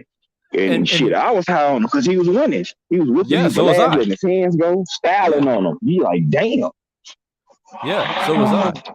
But my whole thing is when he lost to Maidana, and don't get me wrong, do I think Maidana is a little shiesty ass dude trying to like do some sneaky ass shit? Yeah, absolutely. We saw that when he tried to fight Mayweather, right? But you can't hold Adrian Broner's hand. You can say, yo, like that was some shady shit that possibly happened to you. We don't know for a fact, but possibly. But you can't hold. You got to hold that same standard for Cotto, because Cotto's face was destroyed by Margarito. Yes. And everybody said that Cotto will never be the same. And this dude he put his vengeance on his back. Even when people said, you don't got nothing to prove, Miguel. You got nothing to prove, bro. Like, this dude's a cheater. He said, nah, fuck that. Yeah. You know what I mean? And so that's why I always tell people when they bring up Broner, when they say, oh, yeah, but Broner was he was cheated against. Okay. Yeah. Well, so was Cotto. Yep.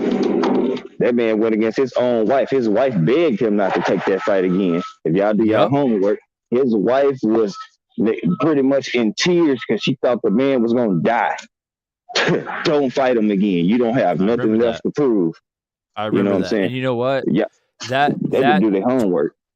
That face-off that they did leading up to that second fight was probably one of the best face-offs of all time. When Cotto pulled out the iPad and showed him the fucking brick that was in his glove. And Margarito still tried to deny that shit. And what happened? We saw a completely different fighter in Margarito. He didn't have the same punch. He didn't have the same power. And he got his ass whooped. So That's what it is. Arturo's in here as well. Arturo, what's good, bro? What's going on, brother? Good morning. Yeah. Yeah, I agree. I've been agreeing with everything that you're saying. I really only think that David Benavidez at 168 is there for Canelo as like a real fight. I think everyone else they need to fight it out, and I think that it also prep him if he was going to go to 175 because he's a big dude, has pop, throws combinations. So, and if that's where Canelo's going, I think that should be his next fight. If I was the matchmaker, but then everyone else they need to scrap. So Andre go fight Plant, or Charlo and Andrade, or Charlo and Plant. I think that should all be happening. I think these other fighters need to start fighting each other because otherwise, we'll never know whether or not they're ready because they're always fighting, B-level fighters. Well, I mean, what do you think about Canelo not being as anxious to get in the ring too quickly and allowing Plant and Benavidez to fight a title eliminator to face Canelo? Yeah, I like that idea, but just like Gabe pointed out, he's going to need to fight somebody in May. He won't sit out till September to fight because obviously he wants to fight in May and September if possible. I know September has really eluded him, but I do think that he's going to have to fight somebody, a stay busy fight if he's going to wait for him before he leaves. I don't want him to leave to 175. I do want to see him fight Benavidez. But I think that even if the Benavidez fight doesn't happen at 168, I think it will happen at 175. There's a lot more fights I believe that are interesting and that I feel will pose more of a challenge than him waiting around at 168 and then having really nobody there because everyone's going to be like, hey, no one's here. I don't see him going to 160. I don't see Canelo dropping to 160 because that 175 idea for legacy will go out the window if he goes down to 160 to fight Andrade or Charlo or Triple G. That's why he's like, no, you're going to come to me. At this point in his stage of his career and his age, him dropping down to 160, I think would be detrimental to his career to drop back down to 160. So I think they're going to need to come to him, which means they need to fight each other at 168, meaning having them come up and fight Plant, Benavidez, some of the other fighters to get in line with Canelo. But I like your idea. I love to see Plant and Benavidez. I was saying that before Plant fought Canelo, and I had come on and we were chatting it up. I think that fight would be amazing. That's about, I think it's like, 4 years overdue now. So it does need to happen. Yeah, I mean, it's not going to be a massive, huge sale like having Canelo on your card, but still, I think Benavidez has a damn good following. Plant has obviously got some notoriety from after fighting Canelo. And I think it's a fight that can still be sold and made. And obviously them both being in PBC, it's like what? Like what exactly is holding up this fight other than Benavidez can't make weight and Plant doesn't want to move up to 175 and or doing a catch weight at like 172 or something. But other than that, I don't see what's holding this up. And why? And literally nobody is talking about Benavidez, which fucking blows my mind. Right. 100%. I agree with you. It's like a skill thing.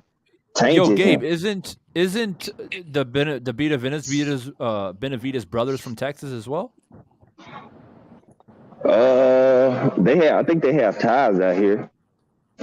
I think they got some Texas ties. Jose. Mm-hmm. Yeah.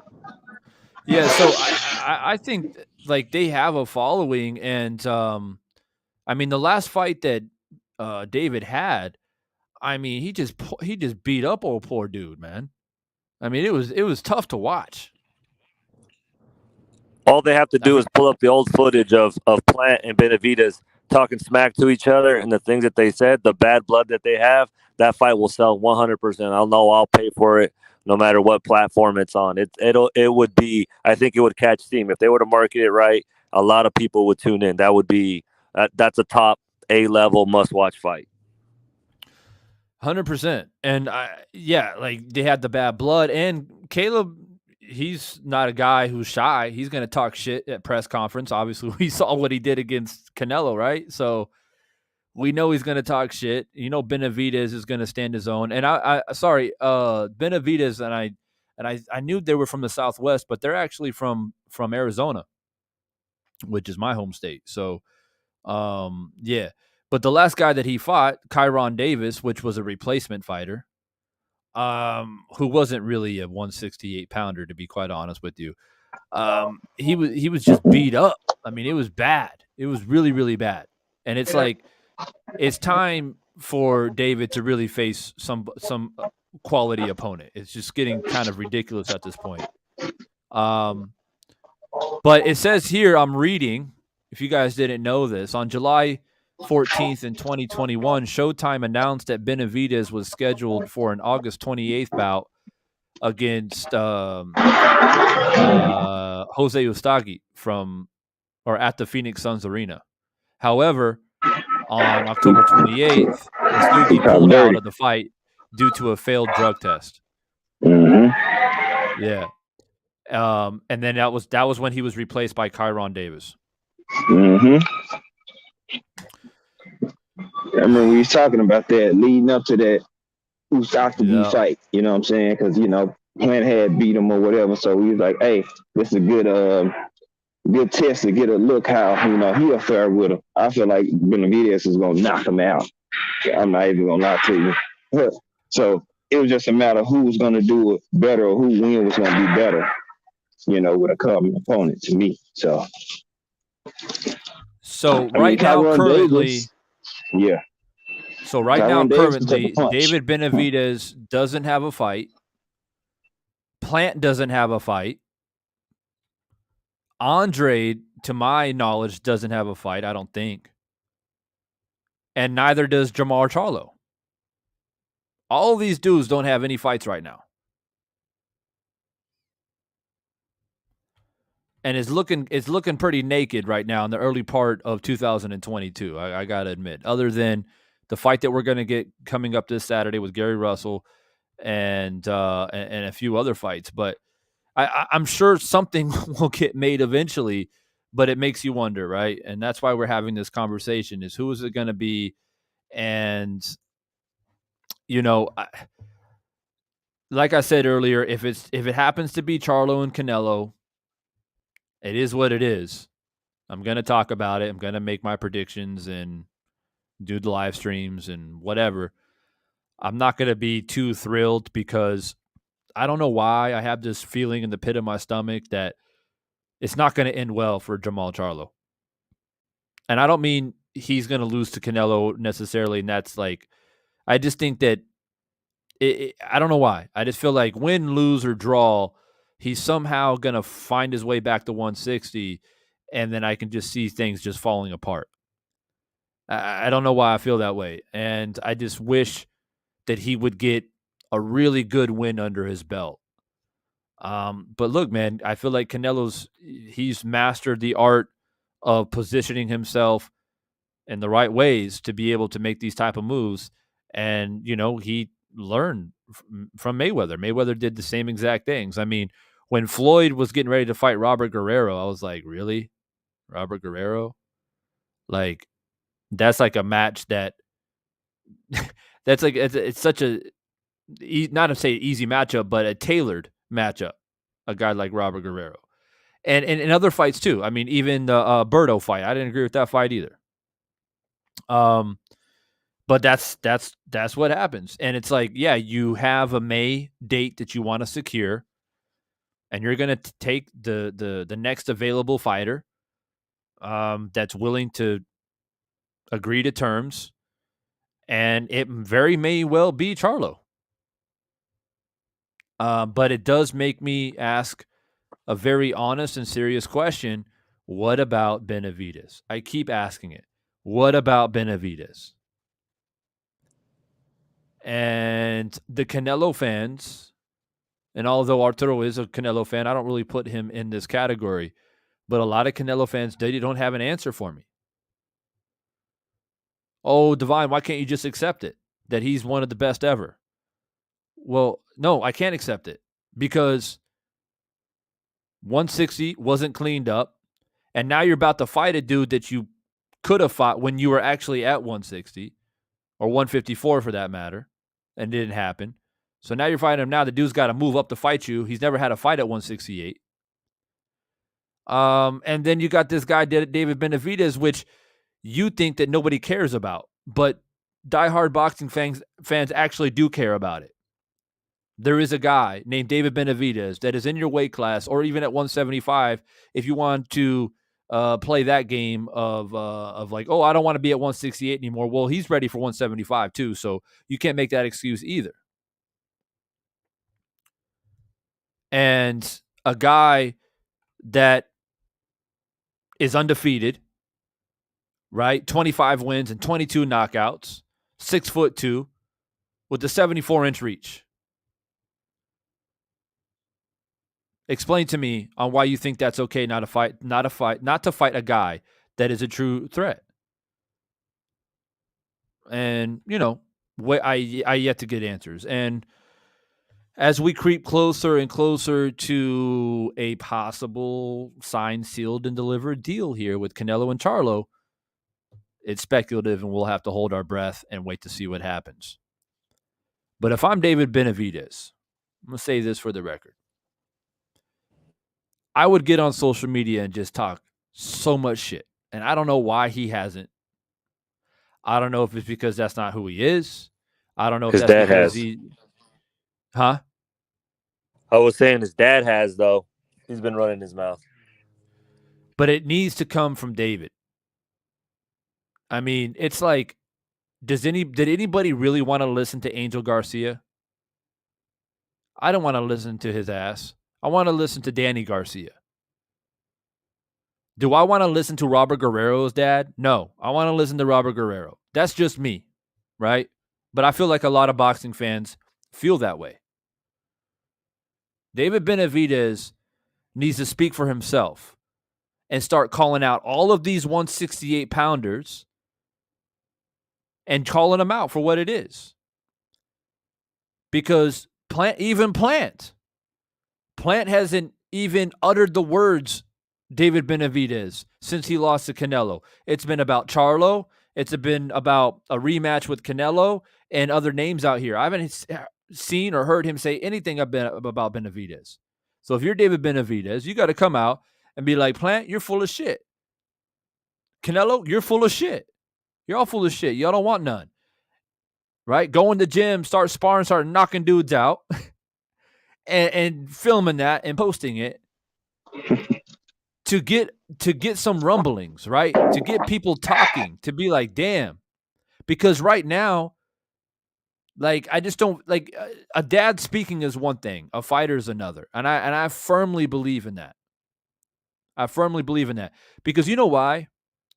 Look at how Oscar Valdez's dad has embarrassed not only himself, but his son after getting his ass whooped by George Kambosos. You see, that's the problem when dads say too much, right? Because in my opinion... You mean Teofimo Lopez? Sorry, Teofimo. My apologies. Yeah, Teofimo Lopez. Like, when your dad is saying these outrageous things, like to the point where, oh, what happened during that knockdown? Oh, well, we didn't really get knocked down. We kind of tripped. So what? Right? So when you got fathers out there saying these type of things, then it makes people feel like, well, these fathers' word ain't worth nothing except for hype. Right? And it's one thing for a fighter to be delusional because they're the one in the ring. They're the one getting punched in the face. If they felt like they won the fight or they felt like the fight didn't go the way they thought it was going to go, that's acceptable because they feel that way. They were the one in the ring, even though we may not agree, with Teofimo Lopez saying, oh, I thought, the fight was much closer or whatever the hell, the crazy shit he was saying too. But at least he's the fighter. And people can just say, man, the dude, I mean, you lost, accept it. But when fathers do the things that they do, anytime they speak up, it's kind of like, all right. I mean, you're supposed to say that. You're the dad, right? When I was a kid playing sports, my dad be talking crazy shit. Referees, other coaches running around, embarrassing the shit out of me when I was a kid. But at the end of the day, I was the one on the field. I had to play. So it needs to come from David. Like seriously. At this point, it's like you've been disrespected so much, to where it's like I don't know why you haven't. And he's still young enough, right? The dude's 25. Still young dude. So maybe he doesn't feel like he needs to yet, and I'm gonna, wait to see what happens. I don't know, but it's just fun, to not get these fights, man. Remember, he was going full bore for a minute. Then he just tapered down on it. Like he was on Canelo heels heavy. He was on Charlo heels heavy. Him and Plant had their little fiasco, and then it's just like he just tapered on down. Like I'm like, damn, Benavidez is real quiet now. I'm not saying that's a bad thing, but if you getting ducked, I would want to keep the pressure on them as much as possible. But hey, we can't. We only fans. We only can, speculate on things that we think they should do, but yeah, they got to go be able to want to go do it. So, I mean, that's how I look at it. Yeah, and I think he may be. Yeah. Go ahead, Arturo. Go ahead. I was gonna say he's probably the only 168 or 160 that I could even give a pass to because he's younger. But like to one of your points earlier, all the 160s when you're talking about Andre, Charlo, they did it to themselves. This is part of boxing that I don't like. They're in their 30s and they haven't fought anybody, and it's like, well, you guys should have been mixing it up a long time ago. Benavidez is young. He has been calling out Plant. He has been pushing for fights. But if you look at all the champions that Canelo beat and Callum Smith and they never fought each other. Plant, all of them, they never fought each other. So he's been just picking them off. So it's like, okay, are these guys ready or aren't they ready? As far as fighting that goes. I think that David is at 25. He's ready. I think that if you would have fought David maybe 2 years earlier, meaning Canelo, he would have been like, well, he was too young. But now, he's ready to go. I think that he's still the best fight for him. But if he fights Plant, like as you were mentioning, I would love to see that fight. And then the only fight that any play that Canelo has is Andre or Charlo. And in my opinion, I think Andre would be the better pick as far as I think people would respect him more than Charlo. I do believe that he'll knock out Charlo in 7, but within 7, in my opinion. I think Andre is a better fight if you want to see it for those that are boxing purists, I guess, or if you want to call it like the boxers. I think Andre would be more of a difficult fight and one to sell, but he's disrespectful, as Gabe was pointing out when he came up to. Well, he wasn't disrespectful, but he's been kind of chopping at Canelo, and I think David kind of took it and was like, you know what, maybe if I go the other way and just be like, you know what, I want to fight him. He's a good fighter or whatever. He needs to, I need a win or get my turn. So he's like, okay, who else could I fight? So I do hope he does fight Plant so that Canelo Benavidez fight happens. I do see it happening. I just don't know if it'll be at 68 or 175. But anyways, I got to get to work, Divine. I really appreciate it. Appreciate the talk. I'll be back. All right, brother. Thanks, man. I appreciate you. Take it easy. Yeah. Yeah, I feel that. I guess this is a wait and see kind of moment. Right now, it's just it's just word in the street that this is the next fight for Canelo. It is not, to my knowledge, signed, sealed, and delivered, because if it was, then it'll be blowing up by now. But there's some rumblings, and we'll have to see what actually happens. But I think it's fairly close. I think that there's some small details that they got to iron out, probably about the weight. I think that would probably be one of the bigger ones, and of course the purse. But we're gonna have to see, man. But if I had a chance to speak to Jermall, I'd be like, think carefully about it. And it's not about like you're scared of Canelo. It's not about that at all. Mm-hmm. It's about your career path and making the right decisions. And you're in a division where there's still talent there, and you get a hold of that talent now, not after you can potentially lose to Canelo. Do it now, because then that sets yourself up for a better path of success. And that's what I would like to tell him. And Andre's ready to fight anybody, in my opinion. So that's just the way I see it. And I just wanted to come on here and just chop it up with the people that are available today to come on here and listen and give my thoughts. I think that, Gabe and I, and Arturo was on here earlier, I think we all pretty much agree that, sometimes it's much bigger than what meets the eye. And so right now everybody's talking about, oh, yeah, Canelo, Charlo. Yeah, Charlo, he can be that one. He can be that one. Well, maybe. But what if he doesn't get it done? Are you guys gonna cast him aside and say, he ain't shit now? He ain't shit now. He go back down to 160. And especially if he goes down to 160, like I said, and then loses to Andre, then that's a wrap, basically. Right? So if we really care about this man and really care about his career path and we want to see great things from him, we got to be strategic.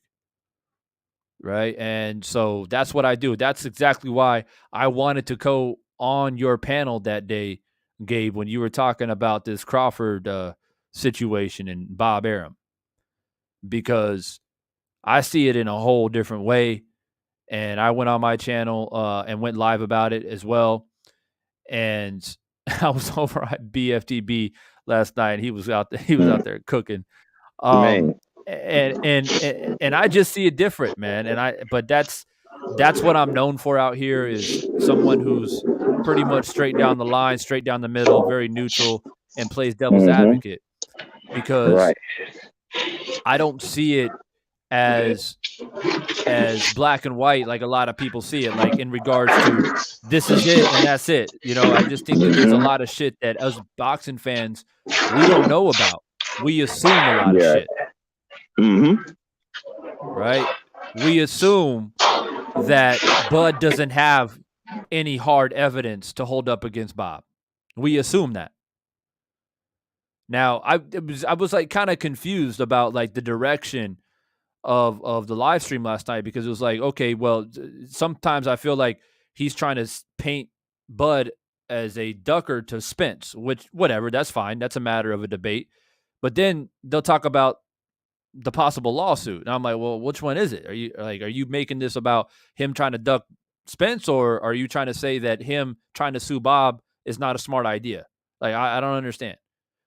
But that's why I try to, when I can, go on these panels and try to just offer a different perspective, because I feel like it's important and critical to do that, because that's the quickest way to have to then go into reverse, right? That's what I was telling people on my channel. Imagine if Bud has been planning this shit for years.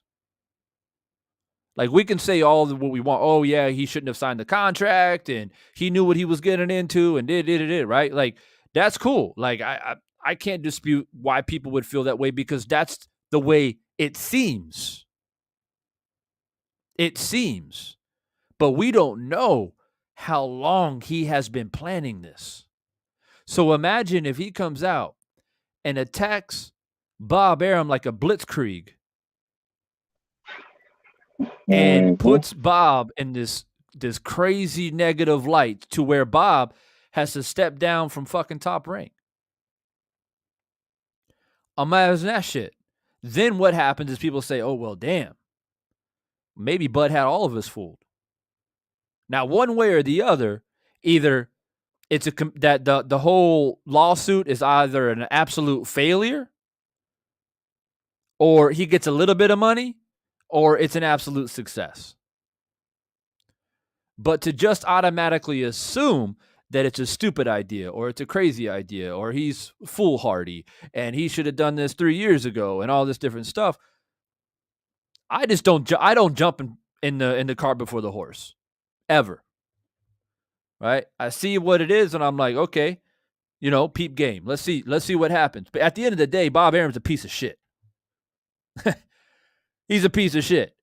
And I don't care what anybody says. Nobody has ever, for as long as I've been watching the sport, has called out Bob Arum in public like Bud did and said, I'm done with your ass. I don't need you. He publicly shamed Bob Arum. What did Bob Arum do? He sat there and smirked. Didn't say shit. Had nothing to say. You know why? Because he knows he's been fucking over Bud. That's why. So, if you want to talk about judgment of character, if you want to talk about, I assume and I suspect this, that, and the third, well, let's just look at the basic human behavior and how they react to things, right? And so right now it's like we're playing videos of Bud and what he said in regards to Spence, right? It's something about he's been done with Spence or whatever. Right? He said that back in 2020 where he's like, oh, that chapter's passed. I got no problem with that, by the way. Zero problem. And one reason why I don't have any problem with it is because I'm a Spence fan anyway. So don't, I feel like Spence beats Bud anyway. But this Bob Arum shit, that's a whole nother topic. Man, that's a whole nother rabbit hole itself. And me, when I was talking about it, I only talk about the stuff that he has. My part was the stuff that he has said that can backfire on him. That's my thing. I commend him for what he's doing, honestly. Because like you just alluded to, nobody has put this man out on Front Street in the public. That's why he's been able to do this shit so long. Because nobody has really had the balls to challenge him. Right. Deontay Wilder was the first person to really take him to court behind some bullshit. You know what I'm saying? So that, he lost that. But now this is a personal. No Tyson Fury, is just mano a mano, Bud and Bob. And I believe he's going to win the part of the case when it comes to the breach of contract. I think now that's why I said I don't know what all Bud has. I hope he does have, some hard code evidence that can go against Bob Arum. But then again, Bob is going to use the stuff that he said in defending him in the court of law. Well, like if I'm so racist, why did you keep resigning? And why did you defend? Sure. Yeah, why did you defend me when people, when now that you suing to basically saying I'm racist? I feel like they should have tailor made the lawsuit up better. I feel like it does do Bud a disservice in some type of way because they should have pointed out a stronger case for that claim, and I think it would really shit on Bob, but they kind of left too many loopholes in it, and I just hope he win the whole thing. But I mean that breach of contract, I feel like he has a whole lot of room to stand on that. But then again, it's like you kind of put your foot in your mouth in certain instances. And I'm a Bud fan and an Earl fan. I'm a fan of both. I'm a bigger Earl. But if they fight, the thing is, Gabe, if this fight was actually gonna happen, you're right. Then we ain't got no time to be talking about no Bob Arum any damn way. Nope. They'll be over there handling their shit behind the scenes, and then we're gonna be watching one of the best fights since Hagler Hearns. That's exactly the same type of level that fight is on. Hagler Hearns is Earl Spence Bud. So all of this energy that we're putting into rather Bud is going to win the lawsuit or not, that energy should be put into why the hell we not getting this damn fight? Why? And so I know that's what people were talking about before the Bob Arum lawsuit came, including myself. But, Gabe, and for everyone else listening in, the way I view shit is like this. I'm pretty much agnostic in every framework of life.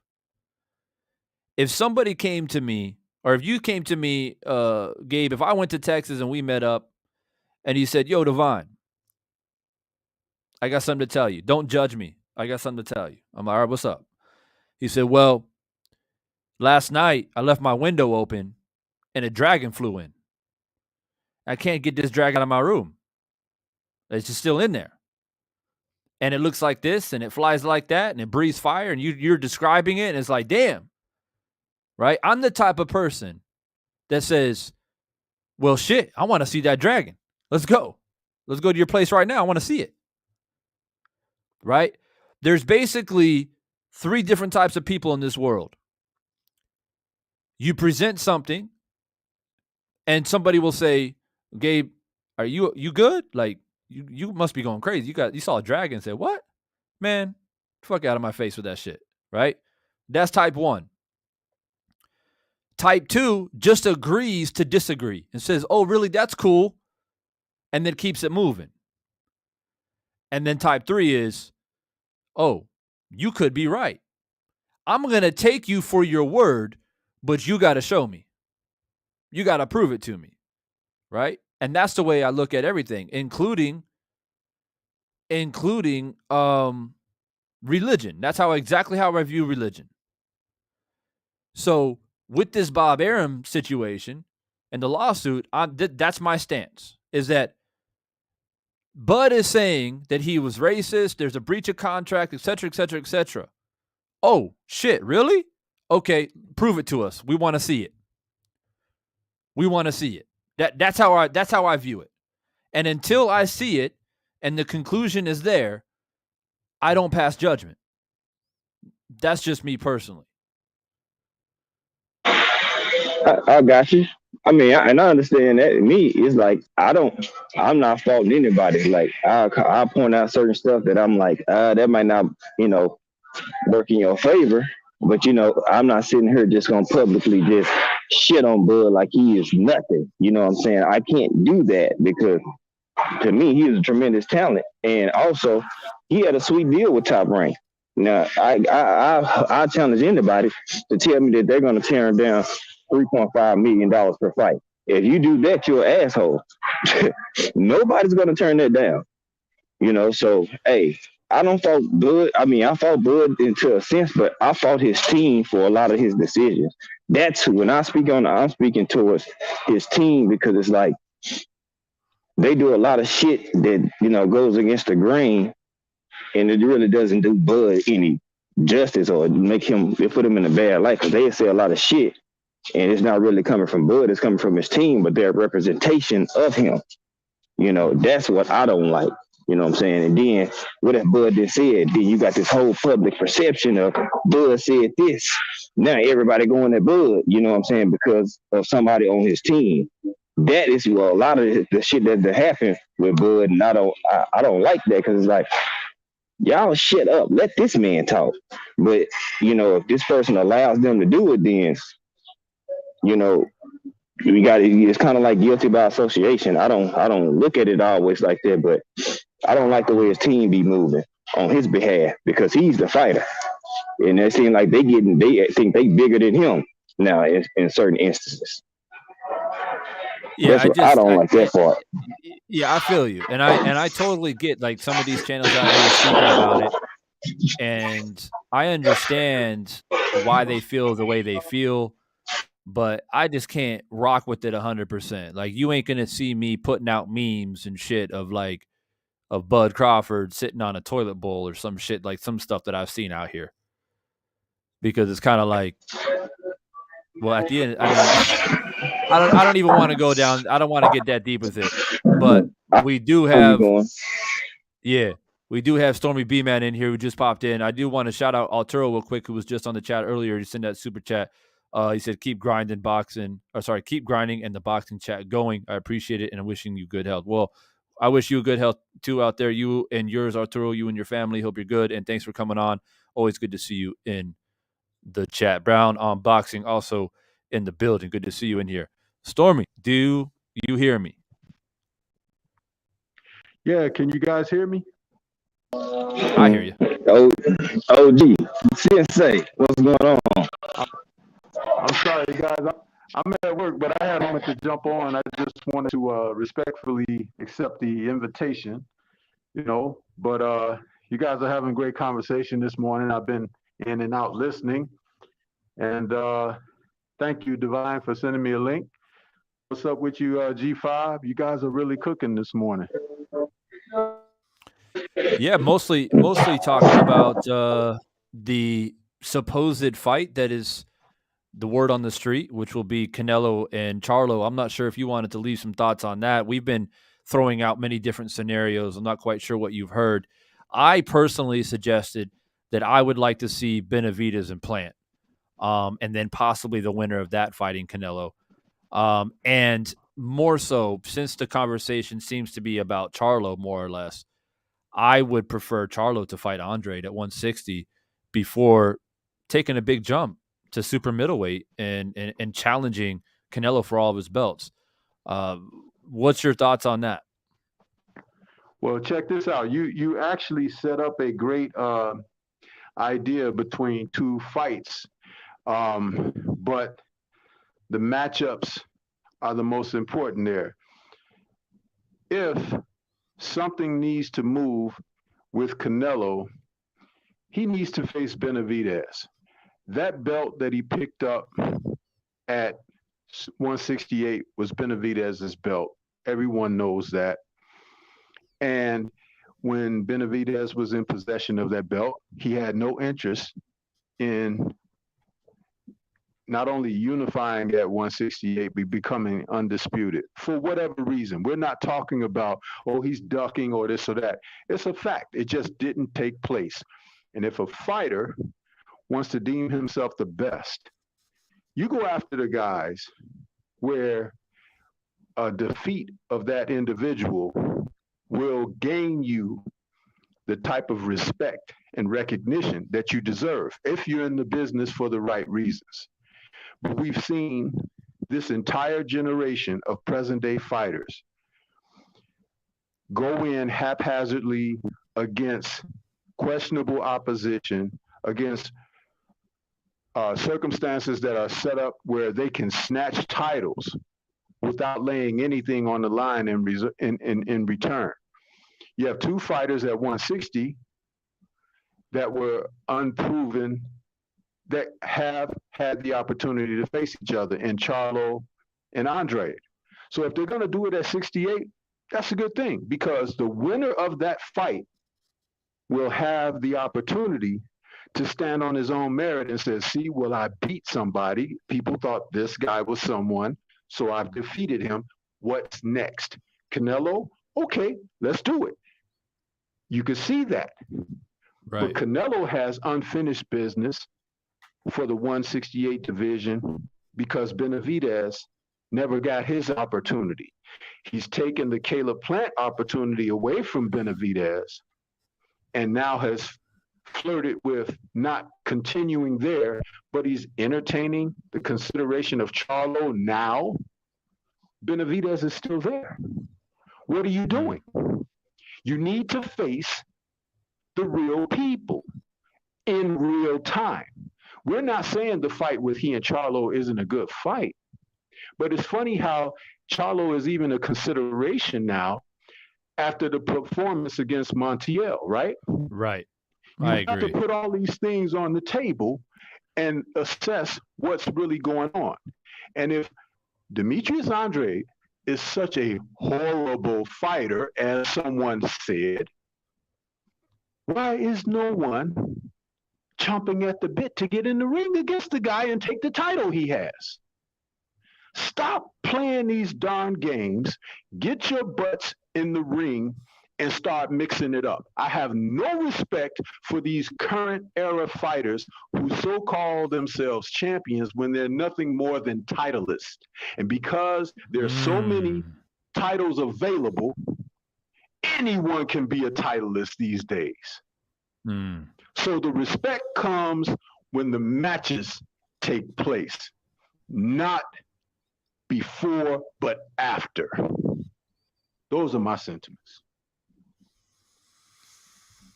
Powerful stuff from the sensei there. I agree. You know, to me, it doesn't really matter, Plant Benavidez or Canelo Benavidez. But somebody needs to fight Benavidez. I'm sick of it. People act there like this man don't exist.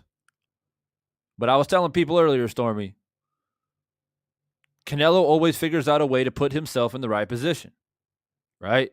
Every time. If he fights Charlo, He's going to come out during the press conference, the fight lead up, and say, hey, I'm fighting the guy you guys asked me to fight. Yeah, it's at 168. Yeah, it's the first time that Charlo's fighting at this weight class. Yeah, I'm ducking Benavidez, but I'm still fighting the guy you guys asked me to fight. So I don't lose. I win.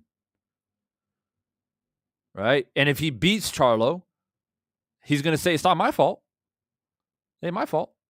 I'm at 168. He wanted to come to 168. And so we made it happen. So he's always in good position. And I don't, so for Benavidez, there is literally no reason why you can't make Canelo Benavidez. Literally. 2 Mexican fighters, 1 Mexican-American, 1 Mexican, right? The fact that, to say that this fight will sell is an understatement. It's going to sell very easily. And Benavidez, 25 years old, in his prime, young, hungry lion, coming for the belts. You got that going for you as well. And the weight class don't matter either, because if Benavidez can't make 168 anymore, Canelo was talking about going to cruiserweight. So he doesn't have a problem fighting at 175. And at this point, I wouldn't give a shit even if it's a catchweight. And I hate saying that because I've always notoriously hated catchweights.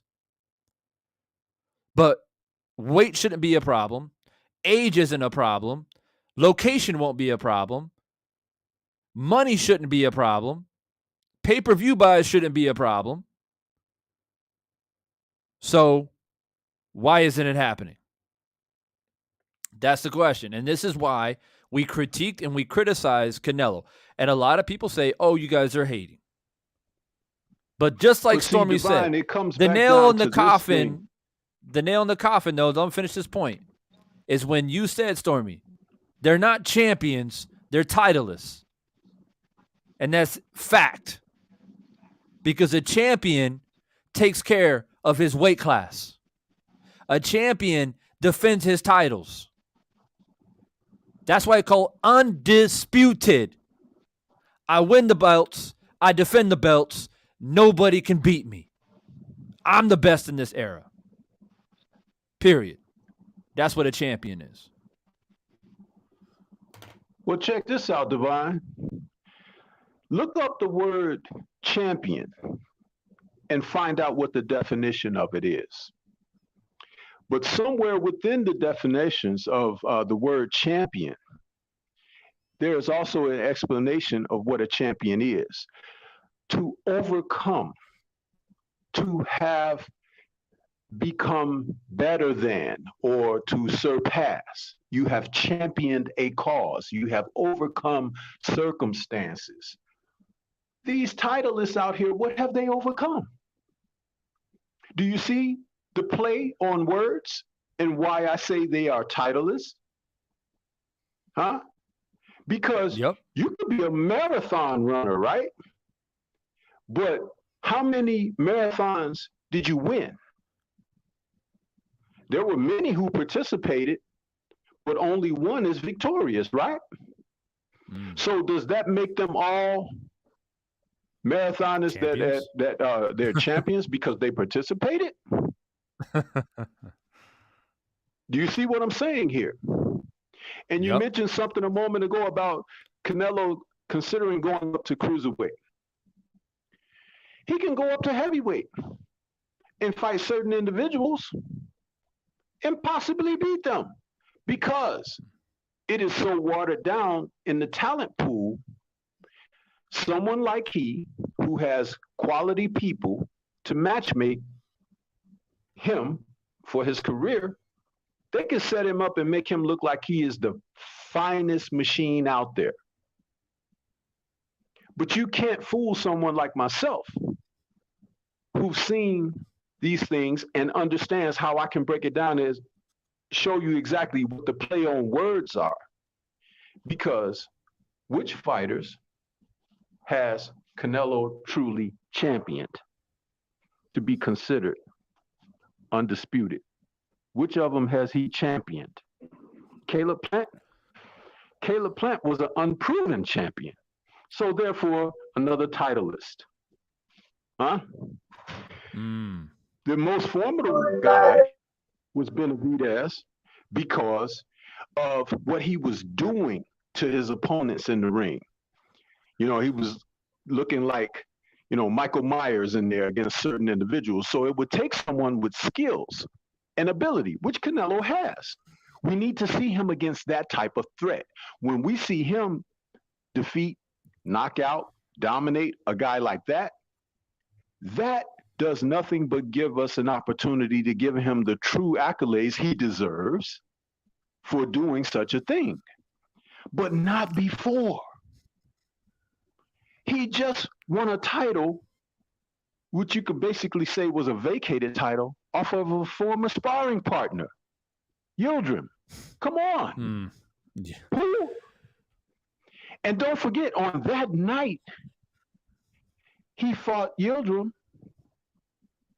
There was another former champion fighting on another network who he should have been fighting. Mm. For all the people just wondering, I got the definition right here on the screen. We won't lie to you. Champion, a person who has defeated or surpassed all rivals in a competition. Talk to me. Talk to me. Did I say titleist? Talk that talk, OG. Talk that talk. See? This is not fool speak here. This is not fool speak. Oh, my God. When I say these things, it is not to put someone down. It's to provide clarity. You guys want to refer to me as the sensei, right? So how can I not be that if I don't properly represent that by breaking it down where you can receive it properly? Now you can take that and do streams on it because it's in the book. It's not what I said.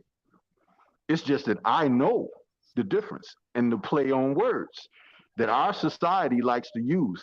And I say this all the time on my Tuesday tussle. What I talk about with boxing doesn't just go for boxing. It could go for everyday life. Now you go out there in life and champion something, overcome, persevere. Mm-hmm. Huh? And don't let a half-asser pass you by or be given an opportunity that you have earned with merit and be the difference. You see, it makes a difference when you have someone break it down and you can say, hey man, this something's not right here. No one's saying that Canelo is not an accomplished fighter, but he's incomplete. Yeah, that's what Gabe and I were talking about earlier. This is not a debate on whether he's skilled or not. It's not a debate of does he have ability or experience or even dissecting a resume. Is he one of the worst champions, if you want to use that word, as far as resume is concerned? No, there are people out there that are paper champions and titleists and whatever you want to call it. But yes, he is incomplete. That is the perfect way to describe it. And look, so why are you guys picking on Canelo? Because this is the guy that they consider as pound for pound the best fighter in the world. Stormy didn't make him the pound for pound. I didn't make him the pound for pound. Right? That's all those boxing, quote unquote, boxing experts has made him the pound for pound best fighter in the world. So Benavidez saying, well, Benavidez couldn't overcome the weight cut at 168, so it's probably not his weight class. Okay. Wasn't it Canelo just saying that he's going to move up and fight at cruiserweight? Weight's not a problem. Weight is not a problem when it comes to David Benavidez. I promise you that. I promise you that. So I'm glad you came on here, Stormy, to leave your little piece for the people in here that are listening. And we got a handful of boxing fans in here listening right now, because that's exactly it. The definition of a champion. We just read it. You got Google in your pocket. You can pull it up. See, Surpassing all rivals. Divine. Yes, sir. Yes, sir. Check your the brother that's in the chat there, Arturo. His last comment. You see, it's things like that. They call people like that cynic. Okay, a cynic, because I've made my statement. I've stated it. The stake is in the ground. Here he comes back with a question that says, who would I consider a complete fighter in this area, in this era, champion? That's not what I was asked. But since you want to ask that, why don't you do some research off of what I was able to give you and go back and reassess your thought process when you look at a champion? That's my advisement to Arturo. Because I am not here to give free game. I'm here to tell you that there is a game. You need to know how to play the game.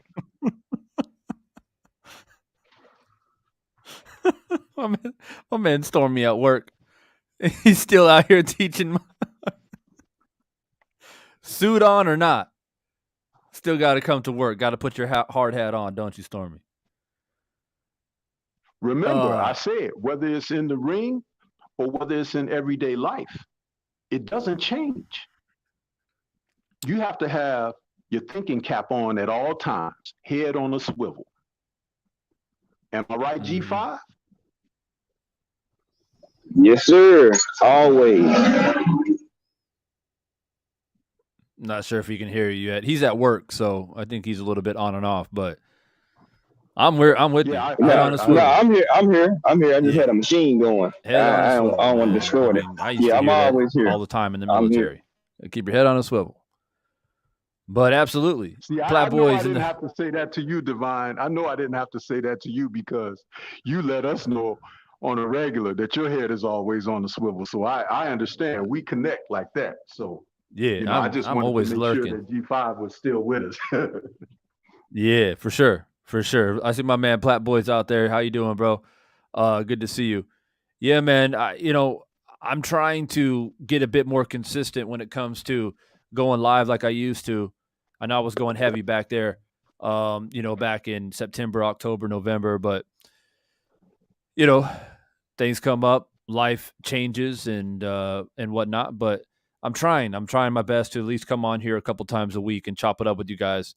And I appreciate the messages that I get, letting you guys know that you need my perspective. And I like to consider myself someone who keeps it straight down the line, right down the middle. I don't pander. I ain't going to jump on this bandwagon because it's going to get me views or whatever. I'm going to stick to my guns. And I think that's something that Stormy and I see eye to eye when it comes to that. And we conduct our channel as such. And that's why we appreciate every single one of our subscribers who takes the time out of their day. And a lot of you guys, I'm assuming, are at work just like Stormy and Gabe is. But you're still tuning in, and I appreciate you immensely. But in the topic of champions and how they should conduct themselves in the sport of boxing, it's a heated discussion. It is always a heated discussion. I've been having this discussion for over a decade on YouTube. I'm sure that we all have our favorite fighter in history. I know that Evander Holyfield is the Sensei's favorite fighter of all time. Mine is Willie Pep. And I'm sure that myself and Stormy can still comb through the resumes of Willie Pep and Evander Holyfield and find some discrepancies. It's never going to be perfect. They're never going to give us everything that we want. But there is a reason why, and I'm sure Stormy can speak on this as well. And Gabe, if he's got a all-time favorite fighter, he can jump in. But there's a reason why that Willie Pep is my all-time favorite fighter. It is not just that I enjoyed his style, which I thoroughly do, but it's also how he conducted himself. Are you ready? Are you ready for this? How he conducted himself as a champion. Win, lose, or draw. Right? Trying to fight all of his rivals. He fought Sandy Sadler, what was it? 4, 5 times? The one guy, just a pain in his ass. In this era, you'll be lucky to get 2 fights. You'll be lucky. A lot of times, becoming a true champion is determined by you having to go against someone more than one time, especially if they've bested you. You see, because what happens is that's when the real fight starts. When you've suffered a setback, now you have to prove that you can come back. You see, and it's just like in life. You got a lot of people that don't want to get up and go to work because they've never had the example for that set in their own household. So they don't have any reason to have incentive or ambition. Why are you here? You see? In order to understand that, let me explain my view on the championship fights. Excuse me, I have to take a phone call. I'll come right back. I'm sorry. Yeah, no problem. Gabe, for the record, who's your favorite fighter of all time? Okay. I'm still here, man. I just had to clear. They had a whole bunch of machines going on. But yeah, my favorite fighter of all time would be Sugar Ray Robinson. Okay. A boxing fan favorite, and rightfully so. But it makes sense on why you would choose somebody like Sugar Ray Robinson, because he literally fought everybody in his era. Literally.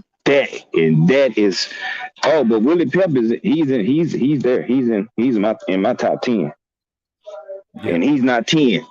Just put it like that. So like I know exactly who Willie Pep is too. I respect fighters who, no matter the race, the color, you know what I'm saying, if you're if they view you as good, they wanted to smoke. Not one time, but like 3 times. You know, in this era, it's so watered down. We luckily forget 2 fights. We lucky if we get the first fight. Hell, right.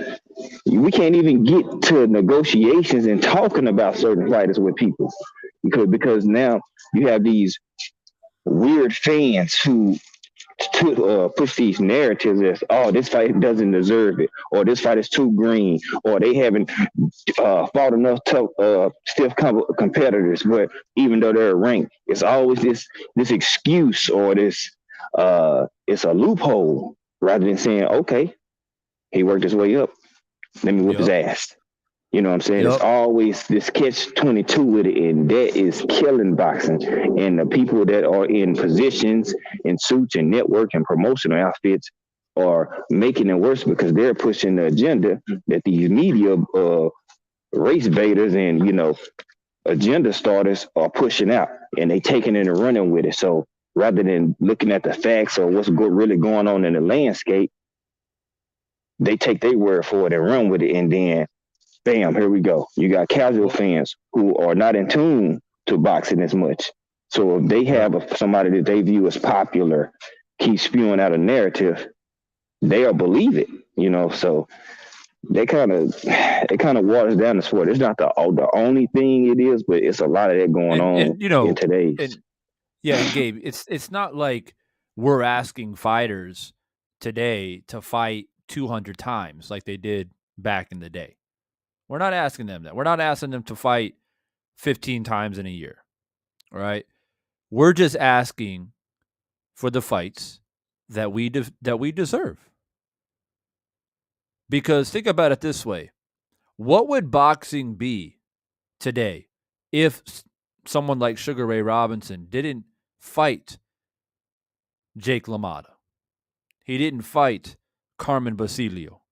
He didn't fight Gene Fulmer.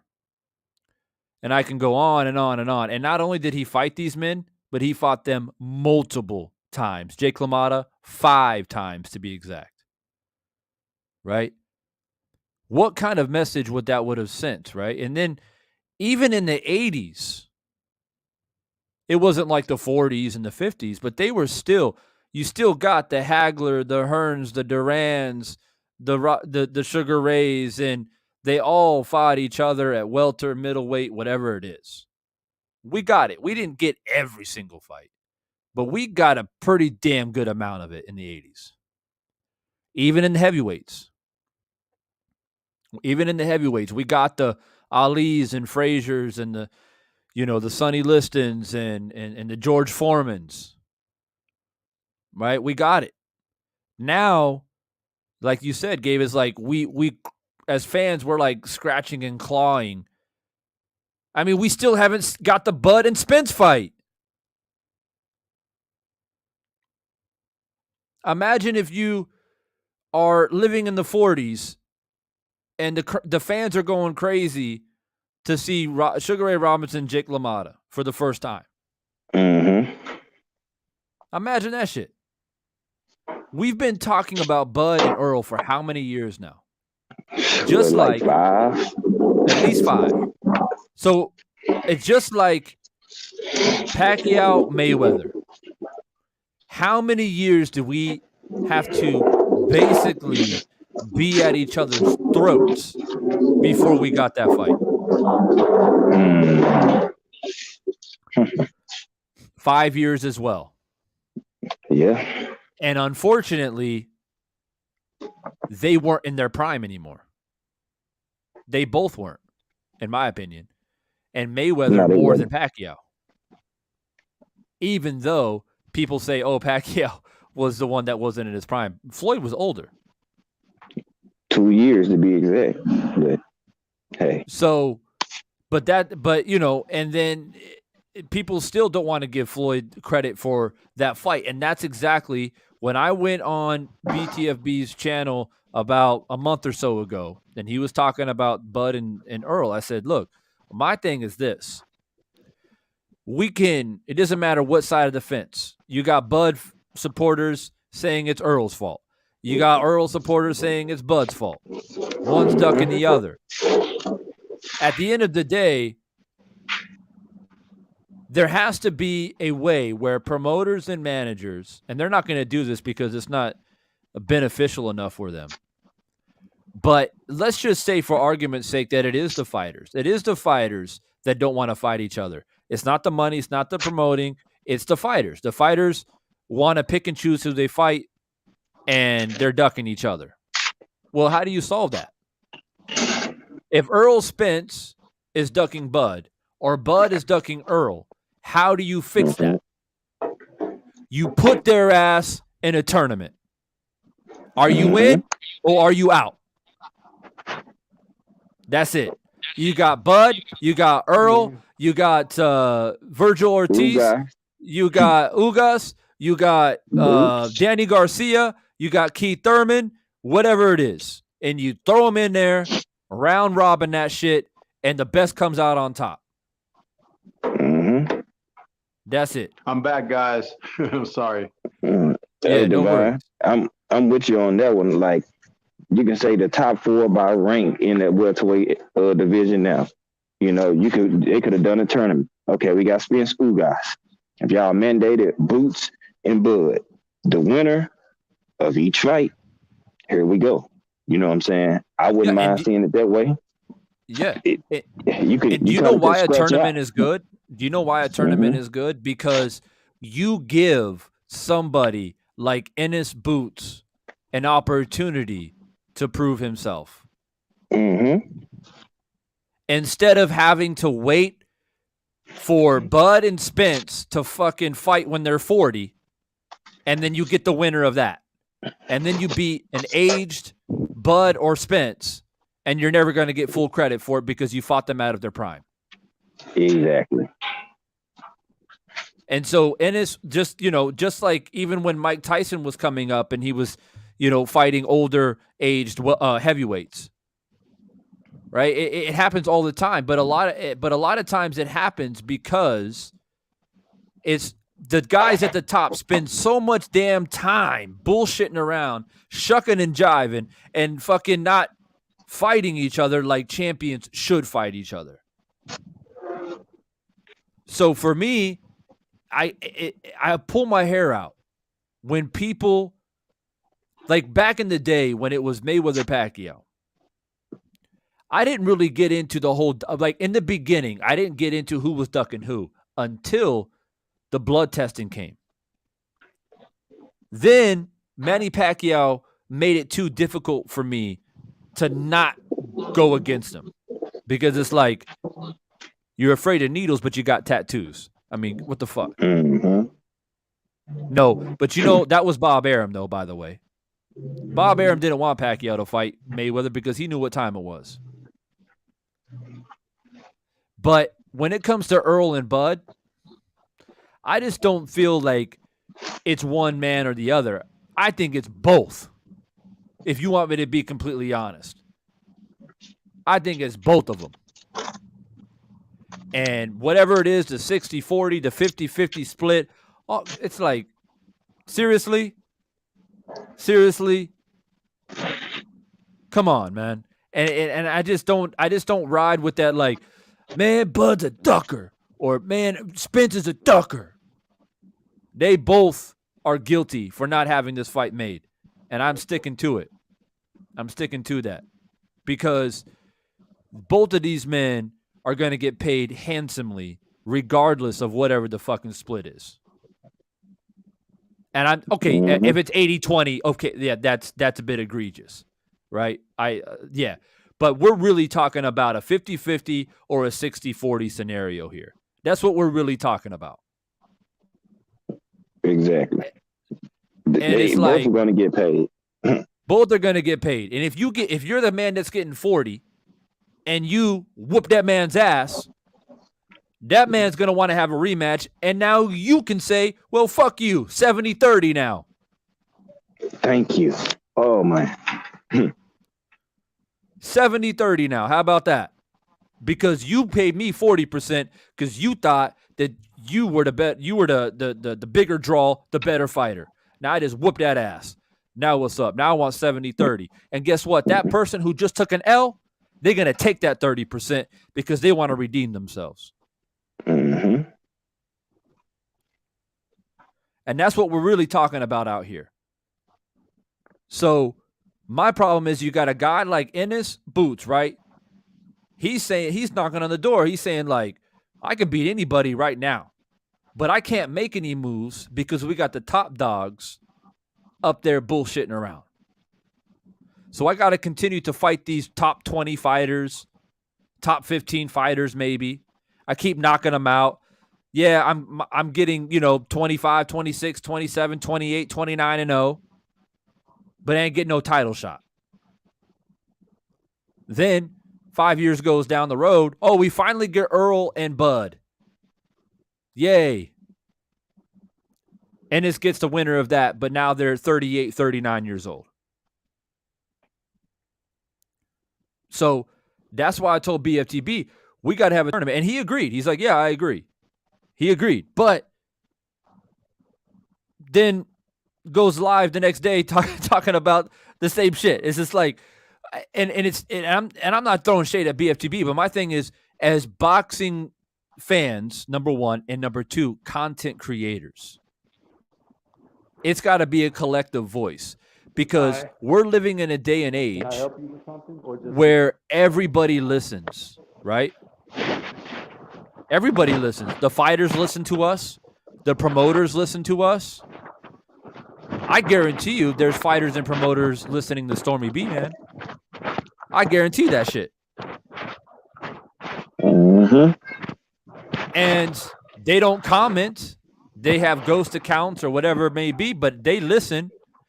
So as a collective voice, if we all imagine if Blue Blood 78s, myself, Stormy B Man, Drew Titan, and yourself and others all came together and said we demand a tournament in the welterweight division. Otherwise, we ain't buying nothing. We're gonna boycott every single fight. We're gonna tell our supporters on YouTube, and as a collective together, we've got over 200, 300,000 subscribers. Right? You throw Champ Side in there, throw the boxing voice in there, all of them. Imagine that. Imagine the power in that. If we say we ain't going to buy any of this bullshit until we get this tournament. That's how you make change, right? That's how you get these guys. And it's not like it can't be done. We saw the Super 6, right? Y'all remember the Super 6, right? In the super middleweight division. That's how Andre Ward got his name, by winning that tournament. So it's not like it can't be done, but they don't got no pressure to do it. Right. And then, the people in control who know the landscape of it, they the biggest ones who I fought for the fights, because you guys are the ones who, quote unquote, get the contracts written up and made. You know your lineup in your roster. You know what roster is across the street. You know what roster is on the zone. You know who the belt champions are. So the suits are effing up the boxing game, because they are getting, like, they living vicariously through these fighters these days. Like, they think they just big shit these days. I'm like, dude, the fighters are the ones that gotta fight. And I'm like, why would you want to continue to build your brand? Whether your fighter wins or loses, you're building credibility to your brand, because the best is fighting the best. It's like, I'm like, man, look, that's why I don't sit in. Every time a topic comes out, I don't even respond on it. If they go to my page, they'll see I only select certain stuff that I know can be a hard, cold facts. If it's pure speculation, I am not going to even speak on it. That's just how I am, unless I know it's a foregone conclusion. I'm not talking about really for sure on Canelo and Charlo, because it's only speculation. So we only could literally speculate about the potential matchup. But it's people that go out and say the fight is a for sure, it's done, and people run with that, and that's false. That's some of the fakest shit ever. Like, I don't do that. Don't say something is a for sure green light and then have to retract it, and then they come out and say the fight is a month later than actually you reported or something.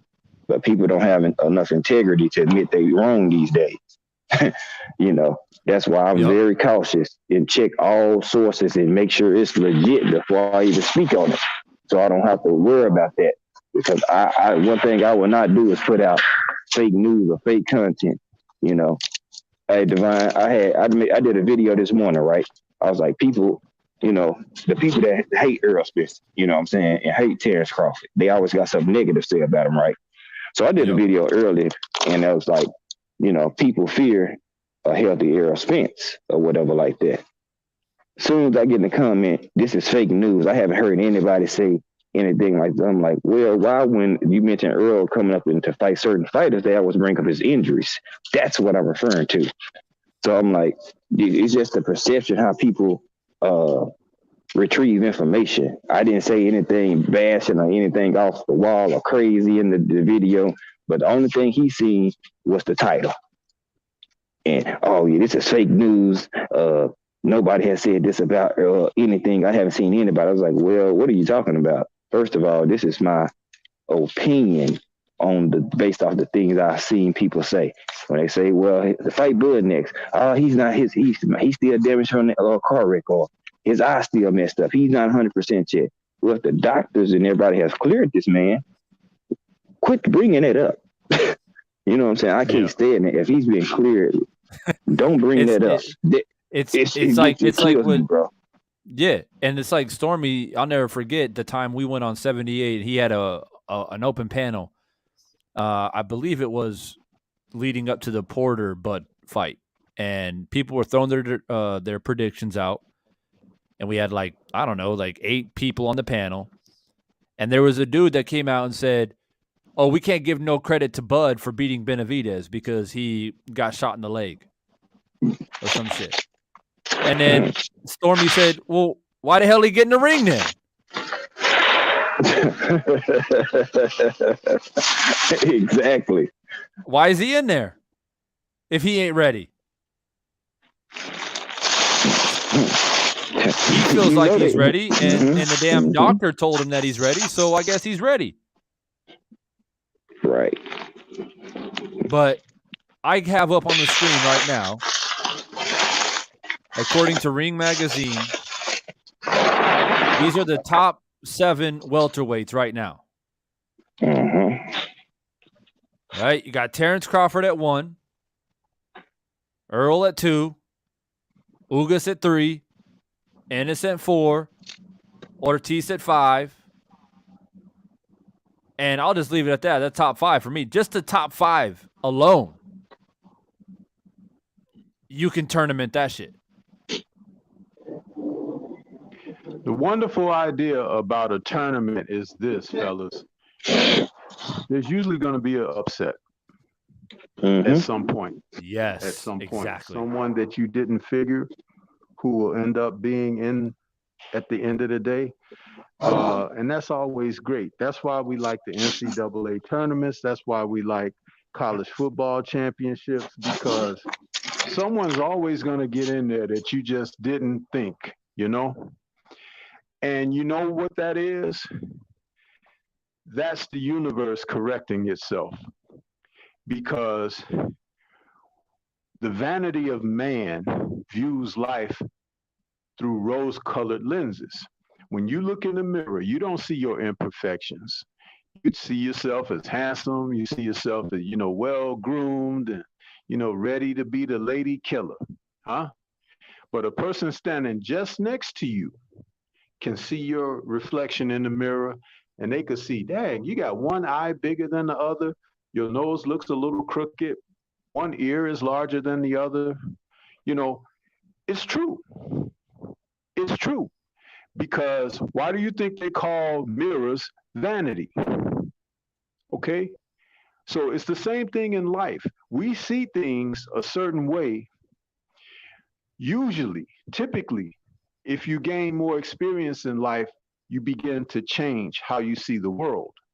But most people in this era have left that common trait that we all have, which is objective thinking. They've kind of left that at the door. They've checked it, because we no longer, we're that fast food society now. We want to, whatever we think, whatever we say, or whatever, we just want to get it out. And that is with no filter. And without filter, it allows all things to come into fruition. And then all things were not meant to come into fruition. That's one of the fallacies of man. But again, tournaments can be truth serums for the sport of boxing as well. Absolutely. Absolutely. And especially when you got a division like the welterweight division where it's just absolutely stacked. There's so much talent. And if you don't do a tournament, it's pretty much impossible in this day and age, in this era of boxing, where you're going to get all the fights that you want to see. It's just not going to happen. We might, and I say that by holding my breath, basically. We might get Crawford Spence at some point. We might get Ugas thrown in there somewhere at some point. But that'll be about it, in my opinion. I don't think we're going to see Virgil Ortiz in the mix. I don't think we're going to see Ennis in the mix. Not with those top 3 gentlemen right there. I just don't see it happening. Boxing has not given me the confidence to make me feel like, oh yeah, it'll all happen, I mean, I've been saying it forever that the fight that should be made right now, because, Keith Thurman's on his way back, right? He's going to fight Mario Barrios, the guy who just got beat up by Tank Davis, right? So they're going to fight. Okay, cool. Keith Thurman's back. He's trying to bring himself back into conversation. But I've been saying for basically since I came back on YouTube for the past, 6-7 months, that Virgil Ortiz and Danny Garcia should be made right now. Right now, it should be Danny Garcia, Ortiz, and then Ennis should get the winner of whoever the hell Ugas is going to fight coming up next. And let that be it. And then you got Spence and Crawford. There should be no other names even whispered to be fighting like Spence or Crawford. It should be Spence and Crawford, period. That should be the only thing that should be made. You know what I mean? Like, I don't feel like I can swallow some shit like, oh, Spence and like the winner of Thurman and Barrios. No, sir. Oh, no. But I feel you on that. I feel you. It's like if you're not in the top 4 or above, that means you kind of one step away, or you like a top contender for a good defense. Say, Bud and Spence, have a 2-fight deal. Okay. And the stage is set. Mm-hmm. The stage is set because Pacquiao was holding the top 3 or 4 basically hostage for, 4 or 5 years. And Ugas took care of that. And quite frankly, there was a lot of people that thought that Ugas wasn't going to beat Pacquiao. And Ugas took care of that shit. And what happened to Pacquiao? He retired. So the stage is set now. Pacquiao's out of the way. He was a part of the welterweight conversation for a damn near decade, if not more. Right? And so now you have young fighters moving up. They're in a position ready to attack. And I'm talking about Virgil Ortiz and Ennis in particular. Now, would I watch Ortiz and Ennis fight? Yeah, that's fine because they're number 4 and number 5. But the fight that just absolutely, undoubtedly needs to happen, without question, is Crawford Spence. Period. Yes, sir. And I'm just getting sick and tired, sick to death of this, 60, 40, 50, 50. It's just like, man, I can't take very much more of it. I'm getting to the point where I'm going to start making videos about everything and anything other than Crawford and Spence. Seriously. Yeah, I hate talking about those guys, but I want to put this question between you two gentlemen. And this is the last thing I'm going to ask on that because I want to see what lens you're seeing the sport through. Between the two of them, who can make this fight happen tomorrow?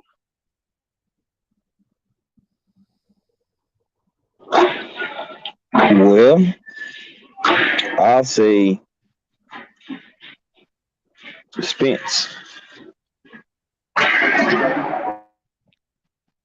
Divine? Yeah, I think Spence as well. I think Spence. If there's one guy that can make this fight, there's your answer. Drop the mic, leave the conversation alone. Now you know what you're looking at in boxing. No, seriously. Now you know what you're looking at in boxing. You both are clear-thinking gentlemen. I've heard your content. I've heard your conversation. I just wanted to hear you say it. Now, that has nothing to do with who you think will win, who you think will lose, or whatever. But it lets me know that you're intelligent enough to know why it hasn't happened yet.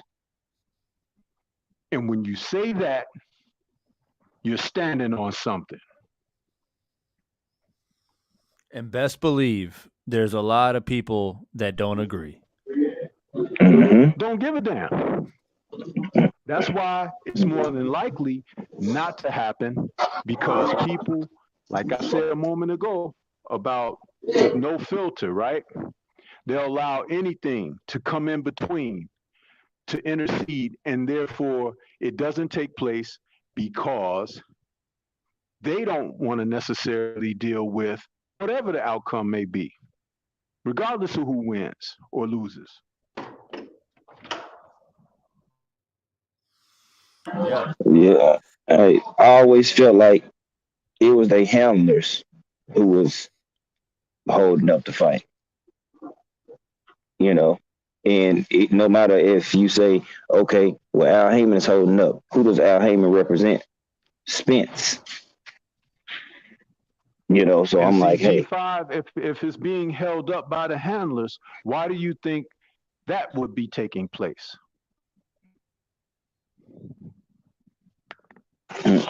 that's a question a lot of people got to ask themselves.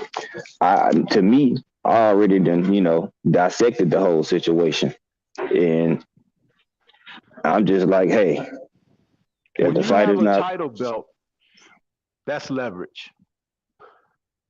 Put the title belt on the line against a true threat.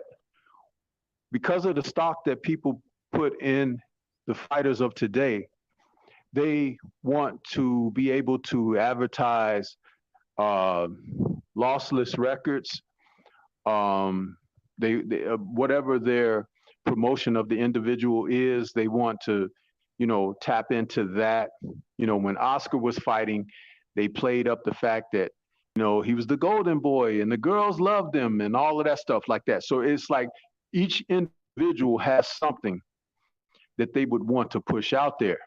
Now, when you put that on the line against a legitimate threat, if your fighter doesn't have the continuity to be able to come back, get it back if it happened to be lost, you're out to sea now. You see, you're washed out to sea. You got to get to the back of the line like people are telling Lomo to do right now, right? And it becomes a thing where now you got to go out and meet more challenges because you lost that lofty position that you once held fast to. But when you're a real fighter, that's never a thought.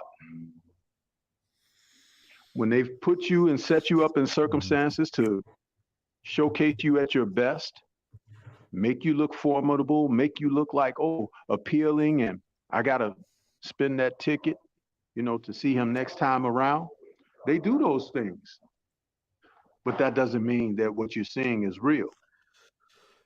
Mike Tyson fought under a lot of highlight reel knockouts and everything, but most of those guys he was knocking out weren't world breakers. You know what I'm saying? They weren't. Yeah, facts. My whole thing was that year. My like, thing was I'm sorry.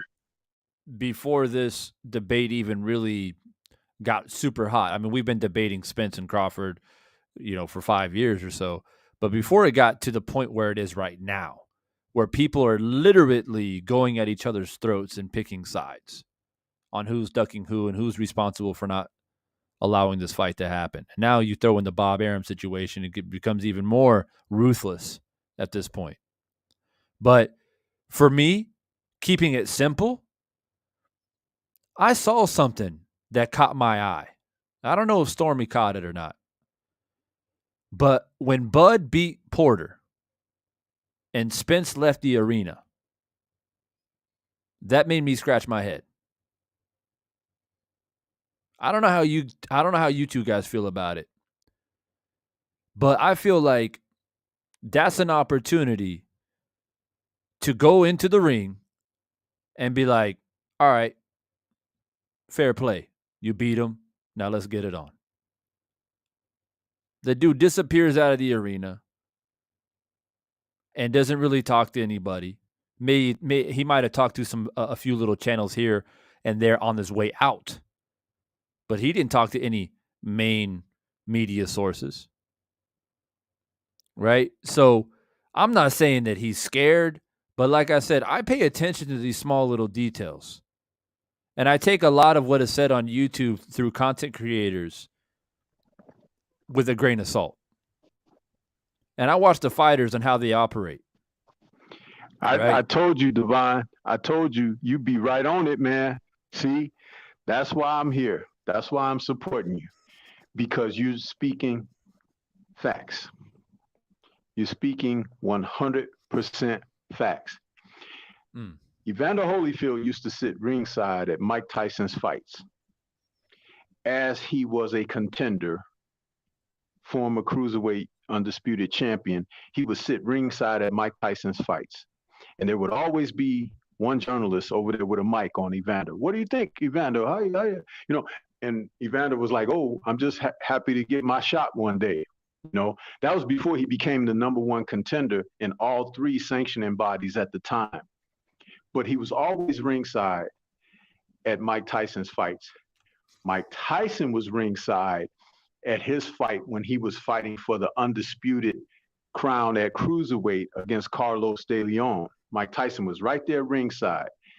That began to end Mike Tyson's attendance to Evander's fights because Mike saw Evander coming fast. Right. Even though he was becoming undisputed against Carlos de Leon at cruiserweight, you never saw Mike ringside at Evander's fights anymore because that was his rival now. The way that you stoke the flames for people to support a great fight between you and your rival is to be present. Be there. Show that kind of support and brotherhood, as they call it, in the sport. Because what happens is people could see that, oh, they're attending each other's fights. They're, you know, and it has become something else in today. They question, why would Bud show up at an Earl Spence fight? Why is Earl showing at a Bud Crawford fight? You see the foolishness? I don't buy into that. I don't. Yeah. But I'll tell you this, it would have been a better look for Earl to stick around and allow a microphone or 2 to come around him and give an assessment on what he just saw. Absolutely. It would have been better. Absolutely. Yeah. I would have loved that too, but I feel like this old media type of aspect, because when Bud I was at the Spence and Danny Garcia fight. Of course, Bud showed up to that fight. Everybody wanted to see what Spence was looking like from his return. Okay. Everybody's like, well, why is Bud at Spence fight against Danny Garcia? Because that's his opponent that he feels like it's the best in the division he wants to fight. I mean, he didn't stick around after the fight to answer a lot of questions and reports and all this other stuff like that. That's why I was like, I can't stand the way boxing is today, because they painted like, okay, Spence left. Well, Bud left Earl fight in a similar fashion, you know. Yeah, because to me, it's not rocket science. I mean, who do you think did a better job with Sean Porter? Earl Spence or Bud Crawford? Right? You're sitting there ringside, Earl Spence sitting there ringside watching the fight happen. Earl Spence knows that he had a dog fight with Sean Porter. A lot of people thought that Sean Porter won that fight, or it should have been a draw. Right? And so you're watching the 2 guys, basically, Sean Porter, who you already fought, who's always been in the mix in the top 5. And then you're watching a guy that everybody wants you to fight, which is Bud Crawford. And then the fight is tough, but then you see Bud start to find his rhythm and start to pick apart Sean Porter. Then he drops him, and then he drops him again. And then as much as you may want to dispute his dad throwing in the towel and all that different stuff, which that's fine, that you can debate that. But you can't criticize Bud for that. You know what I mean? You can't say, oh, that's Bud's fault because Kenny Porter stopped the fight. Bud went in there and did what he had to do. And hate it or love it, he put Sean on his ass twice.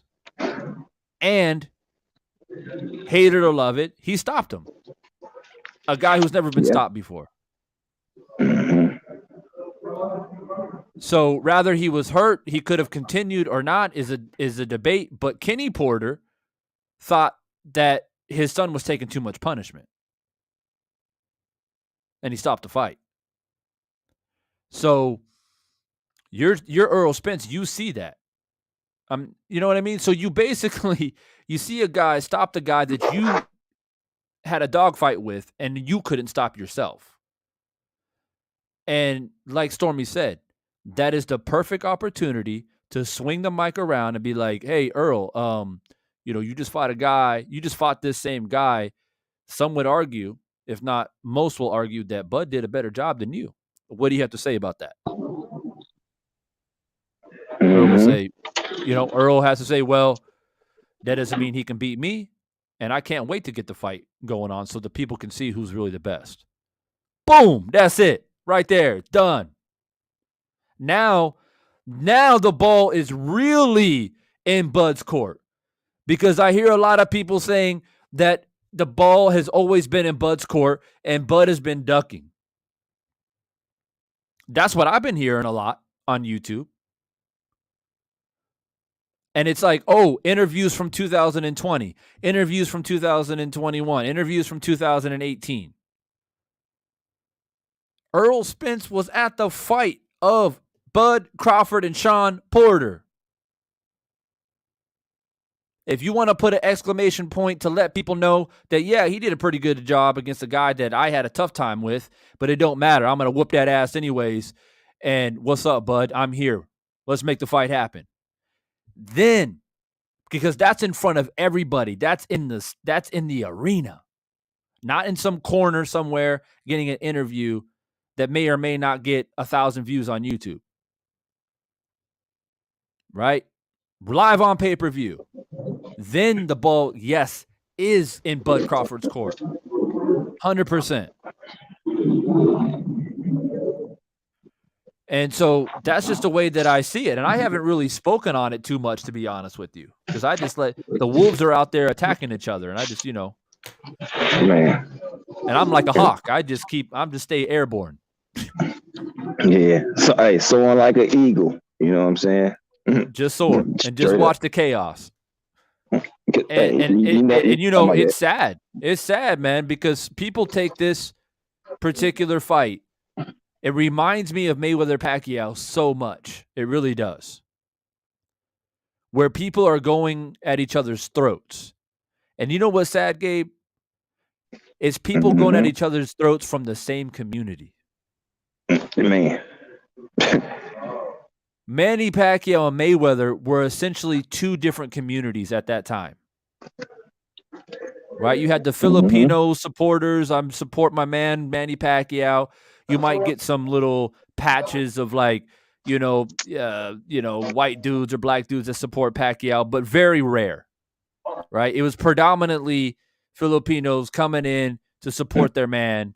And then you had Americans, black, white, Hispanic, whatever it may be, supporting Mayweather. That's what it was. But now you got Earl Spence and Crawford. People are going at each other's throats, ending friendships, making videos about one another from the same community. That's the saddest part. Man, you not lying on that, my brother. That's why I can't stand like these ultra man fans, because they are making it even worse.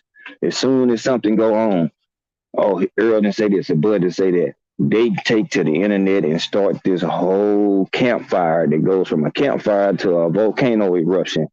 And it's like, dude, neither one of the fighters said it. It's you, these weird fake men that want to be the first one to report or record something. I'm like, dude, when Earl got a chance to say, he's like, he even said, he always say, Bud Crawford is a great fighter. You know what I'm saying? After all the whole fiasco, and they did get to talk to him, he's like, man, he did what he's supposed to do.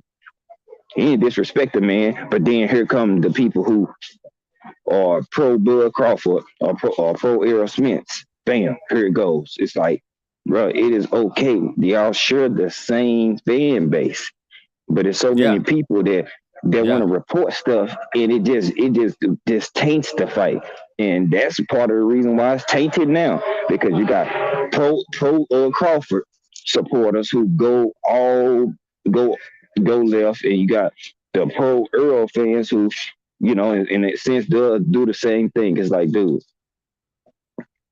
fighters gonna talk crap to each other. They've been doing it since the end of time. I don't care if Bud talking Noah's about Spence. I don't care if Spence talking Noah's about, Bud. Either way, it's the same thing. Only thing I want to do is see the damn fight. But you think these fighters are not in tune to the supporters and the thing that go on YouTube? Oh, yeah, they know. The news flash to you guys. Just because they don't type, they have burner accounts where they can just go listen. That's why I'm always critical on what I say about a fighter or what I say about trainers and things of that nature, because people are always watching. This is an internet era where anybody and everybody can have a camera and they can be seen. Stuff is always recorded. So I can't stand the way the pro Spence and Crawford people go. They are the reason why the damn fans are divided, because they making people have a choice. You can't be a fan of both fighters. You got to pick one or the other. I'm a grown man. You can't tell me who I can support and who I can like. Like, dude, you don't pay my internet bills. You don't pay none of my services. How you gonna tell me, oh, you can't be a fan of Spence and Crawford? I'm a fan of boxing. Whoever wins that fight, boxing wins. Period. And that is what I cannot stand. It's like you try to have a normal debate. And Spence did this, Crawford did this, Spence did this, Crawford did that. But first of all, I believe both of them want to fight each other. But they got two damn handlers who don't like doing business with each other and got this vendetta against each other. First of all, they got to come to a means of ground where they can go ahead and get this fight done. That's why I'm putting it on them. I don't care, because Al Heyman is a black man. You have done some very questionable things. This fight should have been made. It should have been sent to offer to Bob Arum to make it to where they can go ahead and get this fight, or vice versa. Quit all this nonsense. This fight doesn't need to grow anymore. It's already there. Oh yeah, it's been there. It's been hot like lava for a long time. You don't have to build it up. The fight is gonna sell itself. Easy. Let's see my man Nitty G in the chat. He says, after EJ beats Ugas, those two need to go ahead and fight and get it over with, so all this nonsense and foolishness can end. And that's exactly what it is, Nitty G. It's nonsense and foolishness. And I put a lot of fault on Al Heyman. You're making these contracts and these damn deals for these fights.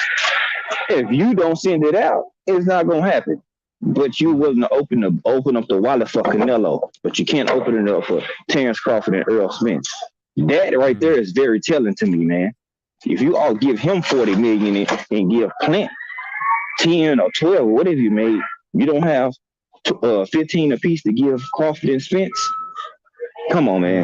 That right there, I'm like, it's beyond a fighter. We know they want to fight. They gonna talk noise to each other.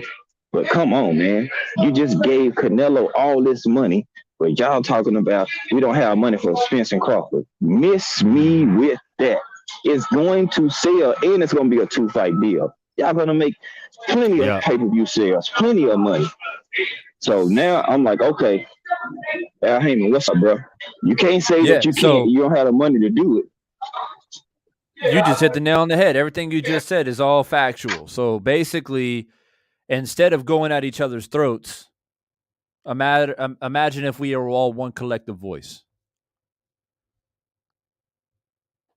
Right? Imagine that. Imagine instead of going at each other's throats and saying, Bud ducking, Earl's ducking, I'm gonna hate you. We were friends. We can't be friends anymore. And I've seen way more vulgar and nasty stuff than that all over YouTube. But if we all came together and said, you know what, shit, we all losing at the end of the day. What's the point? We all come together and, you know, go to Al Heyman, go to Bob Arum, and say, hey, we ain't buying none of your shit no more until we get this fight. But instead, we continue the divide and we continue to play into what they want, which is to abuse us as boxing fans. And yet we still don't wake up. But all we can do, Gabe and Stormy B, man, is continue to speak from the heart, keep it 100, and tell it how it is, and offer different perspectives, which is exactly what we've done all day today on this live, is offer different perspectives, offer different options, an abstract view of things. Right? That's what we do out here. So I'm going to have to pack it in, gentlemen. I know that it gets to a point in time where it's like lunchtime in some areas, so people are trying to pop in. But I've been grinding here for the past 3 hours, so I'm going to go ahead and pack it in. I see my man Boxing Matchups, Dwan Freeman, in here as well, jumping in. I appreciate you, bro. And we left it all on the mic. It'll be on the channel. You can run through it again and listen to it. We put a lot of different scenarios into play about this potential Canelo Charlo situation, and we offered our opinions and thoughts about it, so y'all can check it out later. If y'all ain't subscribed to my man G5 Gabe, make sure you do that. And of course, my man Stormy B, man, the sensei. If you're not subscribed to his channel, then you're missing out. You're truly missing out if you're a true boxing fan. So make sure y'all go check it out. Also, Arturo, thank you for dropping in. We appreciated your commentary. And I think the next video that I'm probably going to drop here in the next couple of days is an official breakdown and prediction video of the other Charlo, Jermall, and the rematch against him and Castano, something that a lot of people seem to be very excited about. So I'll be dropping that and then hopefully organizing another live panel. G5 Gabe, you'll make sure that you either get my email or follow me on the gram. So anytime you have a panel, you can reach out to me. Oh, yeah. I sent you an inbox. Perfect. Yeah. I sent you an inbox. It has my email and it has my number in there. Like, if you can't get to me on that, just shoot me a text or I'll shoot you a text or whatever the case might be, so we can get some good cooking going on, man. If I ain't heard from you in a little while, and I know you usually on, I'm gonna hit you up and check on you. Stormy can tell you that. I'm gonna check on you just to make sure you're good. If you was under the weather, because you know what I'm saying, I want all my brothers, to be, good health, to make sure everything is all good and things of that nature, So I will tap in to make sure you're cool or whatever. But yeah, man, we gotta get some cooking going. I'll be live later on today, so we definitely get something going. Yeah, I might be around later tonight. So and I'm starting going on earlier too, due to time zone. I just finally I was on crazy work for 14 days straight. So, I was trying to get in my time, but man, my body was tired as hell. So, I'm the same. I'm pulling like 10-hour, 12-hour shifts, and it takes a lot of energy to get up on this mic, man, and entertain the people. You know what I mean? So it's a lot of work that we do out here, and it's one thing to that. So for me, like, I can easily pop on other people's panels if I'm out and about. But if I'm gonna do my own show, I like to keep it with quality. I like to be in the studio and do it properly. So that's why sometimes I don't go live very often, because I try not to just randomly do lives. And that's just my personal preference. But yeah, definitely got to go on your channel when you got people cooking. I'm sure there's some people on your channel that don't know about me that may like my perspective. So it's all about growing the positivity and really the sport of boxing. I mean, that's what it's really about. And continuing the voice of boxing. So Stormy B Man, if you can hear me, thanks for dropping by. And I did get your email, by Yeah, the I'm way, here, Stormy B bro. Man. Yeah, I got I'm your here. email, by the way. You replied some interesting stuff that you told me in that email. So I'll get back Yeah. to you with my thoughts. Okay. Yeah, and thanks for having me on. Great conversation, you guys. I'm just sorry that I'm at work, because I like to sit back and get my feet propped up like I do at home. But yeah, I enjoyed this. And I was listening in far before I accepted the link. I just want to let you know that I've been around for most of the 3 hours, really. But yeah, I appreciate you. yeah, great stuff, man. And I got the Friday night chop session coming up tonight, 8 p.m. Central. And I might open it up for people to come on there with me or to call in or something like that or whatever. I might do that because the call in is a little flexible as well. But yeah, great subject. Keep doing what you guys are doing. G5, I'll be hitting you up very soon. I just one of the things I don't want to attach myself to is the same old, and that Bud Spence thing, man. I don't know if you guys have noticed, but on my channel, I don't do a lot of talking about that. I've talked about Bud and his lawsuit, which is, I think, a very good thing for the sport of boxing, regardless of what people are thinking individually, separately on the issues at hand. But sometimes you need to shake things up to get things to fall into place. So that's what I'll say about that. But once again, thanks again for having me on. Anytime you need that support, just let me know. Absolutely. And every one of you guys that came in, hit that like button. I appreciate you guys. Stay up, stay strong, stay positive, and I'll catch you guys on the next one. And yeah, man. Gabe, Stormy, have a good one out there. All right. Peace, bro. Peace. Appreciate you, my man. Yep. Anytime.